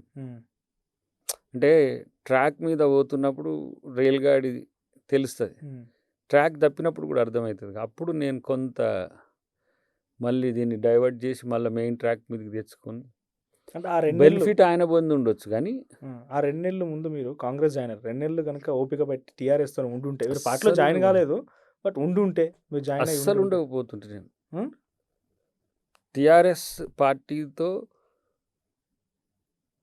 జేఏసీలో ఉండగలిగిన, టీఆర్ఎస్తో ఉండలేకపోతుంటే, టీఆర్ఎస్లో ఉండలేకపోతుంటే నాకు తెలుసు. అంటే నా 6th చెప్తూనే ఉంటుంది ఎవరితో కలిసి పోగలను, ఎక్కువ కాలం ఉండగలను అని. కాంగ్రెస్లో ఎన్ని కష్టాలైనా ఉండగలుగుతున్నా కదా. ఎందుకు నాకు ఆ మైండ్ సెట్, ఆ కాంగ్రెస్ మైండ్ సెట్ యాప్ట్ అవుతుంది. తర్వాత తను 100 సీట్లు 15 ఎంపీలు తెలంగాణ కాంగ్రెస్ పార్టీలో విలీనము, తర్వాత టీడీపీతో, తర్వాత వైసీపీతో, ఆయన ఆప్షన్స్ పొలిటికల్ లీడర్ కాబట్టి ఆయన చూసుకుంటాడు. నేను ఉద్యమకారుని కాబట్టి కోదండరామ్ గారితో పాటు వీళ్ళతో పాటు సార్ ఇప్పుడు ఈ సందర్భంలో ఈయనతో పోవద్దు, వీలైతే తనకు సహకరించాలి కానీ మూమెంట్ మనం నడపాలి. ఆయన మూమెంట్ని వదిలేసింది. కాంగ్రెస్తో చర్చలక నెల రోజులు ఢిల్లీలోనే ఉన్నాడు. మనవాడు సాగరారం రమ్మంటే రాలే. ఈటల మన హరీష్ రావు వచ్చిండు, చాలామంది టీఆర్ఎస్ శ్రేణులు పద్దెను బాగా ఆర్గనైజ్ చేసిండు. ఈయన అన్యమనస్కంగా ఉన్నాడు. మిలియన్ మార్చ్ వద్దంటే పెట్టిర్రు, ఇప్పుడు సాగరారం కూడా పెడుతున్నారు. ఇట్లా అని ఒక ఫీల్ అయిందట కానీ ఆయన రావట్లేడు. సడక్ బంద్, సంసద్ యాత్రకు కూడా వచ్చిండు, రాలేదనుకుంటా. వీటికి రావట్లే ఆయన. కేసీఆర్ లేడు. మిలియన్ మార్చ్ అంటే సాగరారం, హుసేన్ సాగర్ దగ్గర జరిగింది. తర్వాత ఆయన లైన్ ఆయనది, ఆయన పొలిటికల్ బెనిఫిట్ ఆయన చూసుకుంటాడు. కానీ మా బెనిఫిట్ ఏంది, మూమెంట్ బెనిఫిట్ కావాలి. నాకు తెలంగాణ రావాలి, ఇప్పుడు రాకపోతే కష్టం మళ్ళీ. కాబట్టి డీవియేట్ అయినామని ఆయన అనుకుండో, వాళ్ళు సొంతంగా చేసుకుంటారని అనుకుండో, మాకు మాత్రం తెలంగాణ ట్రాక్ మీద లేడు. ముఖ్యమంత్రి ఉప ముఖ్యమంత్రి ఆ ట్రాక్లో ఉన్నాడు. మళ్ళీ అది అయినాక వచ్చి చూద్దాం, మళ్ళీ కొట్లాడదాం అన్నట్టున్నాడు. సో అబ్బో ఇది ఇంత దానికి వచ్చినాక కాకపోతే కష్టమని సాగరహారం మేమే కోదండరామ్ గారు మేమంతా కలిసి అనుకుంటే ఆయన కొంచెం తటపటాయించిండు. అంటే ఆ 2 months దాకా నో పొలిటికల్ ఐడియా, మీకు ఏ పొలిటికల్ పార్టీ లేదు. ఆ 2 monthsలోనే ఏం జరిగింది పొలిటికల్ పార్టీ అని తీసుకోవడానికి? ఇప్పుడు ఆయన ఏంది, మేము న్యూట్రల్గా ఉండి ఆయన ఇన్వైట్ చేసే కాడికి వచ్చేది, కానీ ఏదో గ్యాప్ పెరిగినట్టుంది ఆయనకు. మాకు పెరగలే. మాకు మూమెంట్ ఇప్పుడు కొండ లక్ష్మణ్ బాపూజీ గారితో పనిచేసినాము, తెలంగాణ కొరకే పనిచేసినాము. మందకృష్ణ గారు ఈ కేసీఆర్ గారితో పోదాము, దళితుడు ముఖ్యమంత్రి అంటుండు, కొంచెం మనం అందరం కలిసి ఉంటే మనోనికి దన్నుగా ఉంటుంది అని నన్ను పిలిచిండు. వాస్తవానికి నాకు అప్పటికి కేసీఆర్ గారు పెద్ద పరిచయం లేడు. చేసినప్పుడు ఆయన పిలిచిండు, కుల సంఘాలు చేసి పెట్టి పోదామంటే నేను కలిసి ఉంటే మంచిది తమ్మి అన్నాడు. సరే అని నువ్వు పిలిచినావని వచ్చిన. కొన్ని రోజులకు ఆయన ఏదో ఒక నెపం పెట్టి ఆయనను పక్కన పెట్టే ప్రయత్నం చేసినప్పుడు కూడా నేను బయటికి రావాలి వాస్తవానికి. కానీ చాలామంది కృష్ణవాది గారు కూడా నువ్వు అక్కడనే ఉండు, ఏం కాదు, నన్నంటే ఏదో టార్గెట్ చేసిండ్రు కానీ అని అట్లా ఉన్నాడు. అట్లా మేము మూమెంట్ లైన్లోనే ఉన్నాం. టీఆర్ఎస్కు పోవాలనే ఆలోచన కూడా లేదు. కొట్లాడింది కాబట్టి టీఆర్ఎస్కు బెనిఫిట్ జరగాలని కోరుకుంటుంటాం. రిఫ్ట్ వచ్చినప్పుడు కూడా కోదండరామ్ గారికి కేసీఆర్ గారికి రిఫ్ట్ వచ్చినప్పుడు కూడా 2 సందర్భాల్లో నేనే లీడ్ తీసుకొని ఆయన కన్విన్స్ చేసే ప్రయత్నం చేసిన కేసీఆర్ గారిని. ఆయన కొంత కోపంగా ఉన్నట్టున్నావు, నన్ను కూడా పరిచయంగా ఎందుకు అదెందుకు ఇదెందుకు అని అంటుండే. మీరు కలిసి ఉండాలని చెప్తుంటే నేను డేర్గా చెప్తుంటే, నాకేం పొలిటికల్ ఇంట్రెస్ట్ లేదు, నాకు మూమెంట్ ఇంట్రెస్టే. కేసీఆర్ గారిని ప్రశ్నిస్తావా అని ఎవరన్నా వాళ్ళు అంటుండే. నాకు ప్రశ్న ఏంది, ఆయన బలంగా ఉండాలి, మూమెంట్ బలంగా కావాలి. లేకపోతే ఏ ఒక్కటి మూమెంట్ వీక్ అయినా లీడర్ వీక్ అయినా వేస్ట్ అయిపోతుంది. అట్లా ఉంటుంటే మాది ఆయన అనుకుంటుంటే దయాకర్ నాతోని పాజిటివ్గా లేడేమని ఆయన అనుకుంటుండేనేమో. కానీ రాజకీయంగా ఒక దశలో కవిత గారు ప్రయత్నించిండు. అప్పుడు సామీల్ గారు అక్కడ నిలబడాలనుకున్నాడు. ఆ సందర్భంలో ఏ సంవత్సరం ఇది 2014కే, అంతకంటే ముందు 2013లో ఆ ప్రయత్నం చేసిండ్రు. నేను తీసుకురావడానికి ప్రయత్నం చేసింది. తర్వాత అప్పుడు సామీల్ గారు నాకు ఎమ్మెల్సీ ఇచ్చిన, తమ్మునికి ఎమ్మెల్యే అని అప్పుడు అన్నాడు. అది సీన్ రివర్స్ అయింది చూడు. ఎట్లా నేను ఎమ్మెల్సీ తీసుకొని లేదు, మరి నా కొరకు ఆ రోజు ఆయన సాక్రిఫైస్ చేయడానికి సిద్ధపడ్డాడు కదా. మరి అట్లాంటప్పుడు నాకు అవకాశం వచ్చినప్పుడు నేను చేయాలి కదా. ఫైనల్ ఒకటి కంక్లూడ్ చేద్దాం ఇక్కడతో. ఇక ఉద్యమకారులకు సంబంధించి గుర్తించి వాళ్ళకి కొంత గౌరవం ఇచ్చేటువంటి బాధ్యత మళ్ళీ మీ దగ్గరకు వచ్చింది. ఇది ఎప్పుడు అయిపోతుంది, ఎన్ని రోజులు పడుతుంది, ఎట్లా నడుస్తుంది? ఎక్కువ సమయం పట్టదు. చాలా మంచి సూచనలు వస్తున్నాయి. ఇలా జేఏసీ మిత్రులతో కూర్చున్నప్పుడు ఒక ట్రస్ట్ లాంటిది లేకపోతే కమిషన్ లాంటిది ఏర్పాటు చేసి నిరంతరం వాళ్ళని కన్సోల్ చేసేటట్టుగా ఉండాలి. మంచిగా ఉన్నది నేను అనుకుంటా. మ్యాక్సిమం ఒక 3-4 నెలల్లో ఒక కన్క్లూజన్ వస్తుంది రికమెండేషన్స్. అంటే ఎక్కువ వ్యాస్ట్గా రెస్పాన్స్ వస్తుంది. ఇప్పుడు మేము అనుకున్న దానికంటే ఇంకా కొత్త సూచనలు చేస్తుండ్రు. ఏదైనా సరే వన్ టైం కదా అవును. ఐడెంటిఫికేషన్. ఒకసారి ఐడెంటిఫై చేస్తే గౌరవము, సహకారము, ఆర్థిక సహకారము, పథకాల సహకారం అంటే రకరకాల దీని మీద ఎక్స్పెక్టేషన్స్ హ్యూజ్గా ఉంటాయి. హ్మ్. ఆ ఎక్స్పెక్టేషన్ రీచ్ కాకపోయిన తర్వాత రిఫ్ట్ రాదా గవర్నమెంట్కి, ఉద్యమకారులకి ఇప్పుడు మమ్మల్ని ఇది గుర్తించలేదనో? ఎట్లా అంటారంటే దీన్ని పులి మీద సవారీనే. అవును.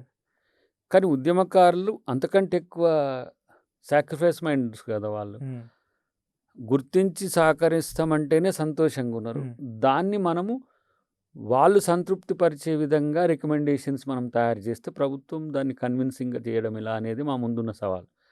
సో ఇప్పుడు వివిధ రకాల జేఏసీలు కానీ, జిల్లాలు కానీ, స్టేట్ లెవెల్లో పనిచేసిన వాళ్ళు కొంతమంది, జిల్లా లెవెల్లో కొంతమంది క్షేత్రంలో పనిచేసిన వాళ్ళు ఉన్నారు.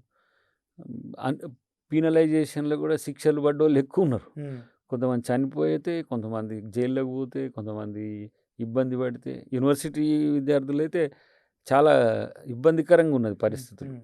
మేము గమనించి అన్ని యూనివర్సిటీస్ను ఉస్మానియా నుంచి, కాకతీయ నుంచి మొదలెడితే అన్ని యూనివర్సిటీలని మనం మేజర్ లీడర్షిప్ను పిలిచినాం కన్సల్టేషన్స్లో. సంప్రదింపుల ఇది ఈ సందర్భం సంప్రదింపులు. దీని తర్వాత డిస్కషన్స్ అసలు ఇట్లా ఏం ఫిల్టరేషన్ ఎట్లా ఉంటుంది చేయాలి. అనేది. ఫిల్టరేషన్ ఏం లేదు, ఐడెంటిఫికేషన్ అనేది మ్యాక్సిమం చేయడమే. మ్యాక్సిమం అంటే వాళ్ళని చివరి ఉద్యమకారుడు వచ్చేంత వరకు గుర్తించడమే కదా. ఆన్లైన్, ఆఫ్లైన్ రెండింటిలో మనం ప్లాన్ చేస్తాం. చేసిన తర్వాత ఏంటంటే ఫేస్డ్ మేనర్లో ఐడెంటిఫికేషన్, ఫేస్డ్ మేనర్లో మనం వాళ్ళకు అవకాశాలు ఏ విధంగా కల్పించడం అనే దాని మీద అధ్యయనం చేస్తాం. జార్ఖండ్లో ఒకటి ఉంది, ఉత్తరాఖండ్ ఒక ప్రాక్టీస్ ఉంది, తర్వాత ఛత్తీస్గఢ్ ఒక ప్రాక్టీస్ ఉంది. వీటిని అన్నిటిని కూడా చేసిన తర్వాత పెద్ద రిస్క్ ఏం అనిపిస్తలేదు. కానీ 3,50,00,000 మంది కదా ఉద్యమకారులు ఇప్పుడు లెక్కకు. తెలంగాణ మొత్తం అట్లా ఆ ఫీల్డ్లో కొంత కన్ఫ్యూజన్ కనపడ్డ లీడర్షిప్. ఇప్పుడు ఎంప్లాయీస్ జేఏసీ ఉంది, వాళ్ళు మీరు మాకు ఆర్థిక సహకారం చేసేది ఏమున్నా సార్, మీరు మాకు ఒక ప్రశంసా పత్రం ఇచ్చి ఒక చేసి మమ్మల్ని జూన్ 2 నాడు ఏదో స్వతంత్ర సమరయోధుల్లాగా మమ్మల్ని పిలిచి ఆనర్ చేస్తే చాలు. మాకు ఎవరు పిల్లలు సఫర్ అయినరో, లేకపోతే ఎవరు పేదరికంలో ఉన్నారో వాళ్ళను ప్రభుత్వ పథకాల్లో మీరు అకామిడేషన్ చేయండి. వాళ్ళే మంచిగా, అంటే వాళ్ళంటే వచ్చిన వాళ్ళంతా వాళ్ళ సమస్య ఆ సందర్భానికి వాళ్ళు కోరుకుంటున్నది చెప్తున్నారు. అవి పెద్దగా మనకు ఇబ్బందికరంగా ఏముండవు అనిపిస్తుంది. ఇప్పుడు అంటే నేను కమిటీల మెంబర్ని యాజ్ వెల్ యాజ్ ప్రభుత్వంలో ఉన్నాం కాబట్టి ఫీల్ కూడా, వాళ్ళ ఫీల్ ఎట్లా ఉన్నది దాన్ని మనం బట్టి మ్యాక్సిమం ఇప్పుడు గుర్తించి వాళ్ళకు ఒక దశ చేస్తే పోను చేస్తూనే ఉండొచ్చు.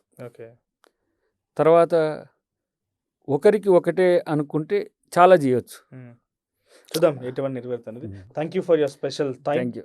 ఇది అద్దంకి దయాకర్ గారితో స్పెషల్ పాడ్కాస్ట్. మీకేమనిపించింది? ఆయన మాటల్లో ఇంకా ఏదైనా క్వశ్చన్స్ వేయాలనుకుంటే మీ అభిప్రాయాన్ని కామెంట్ చేయండి.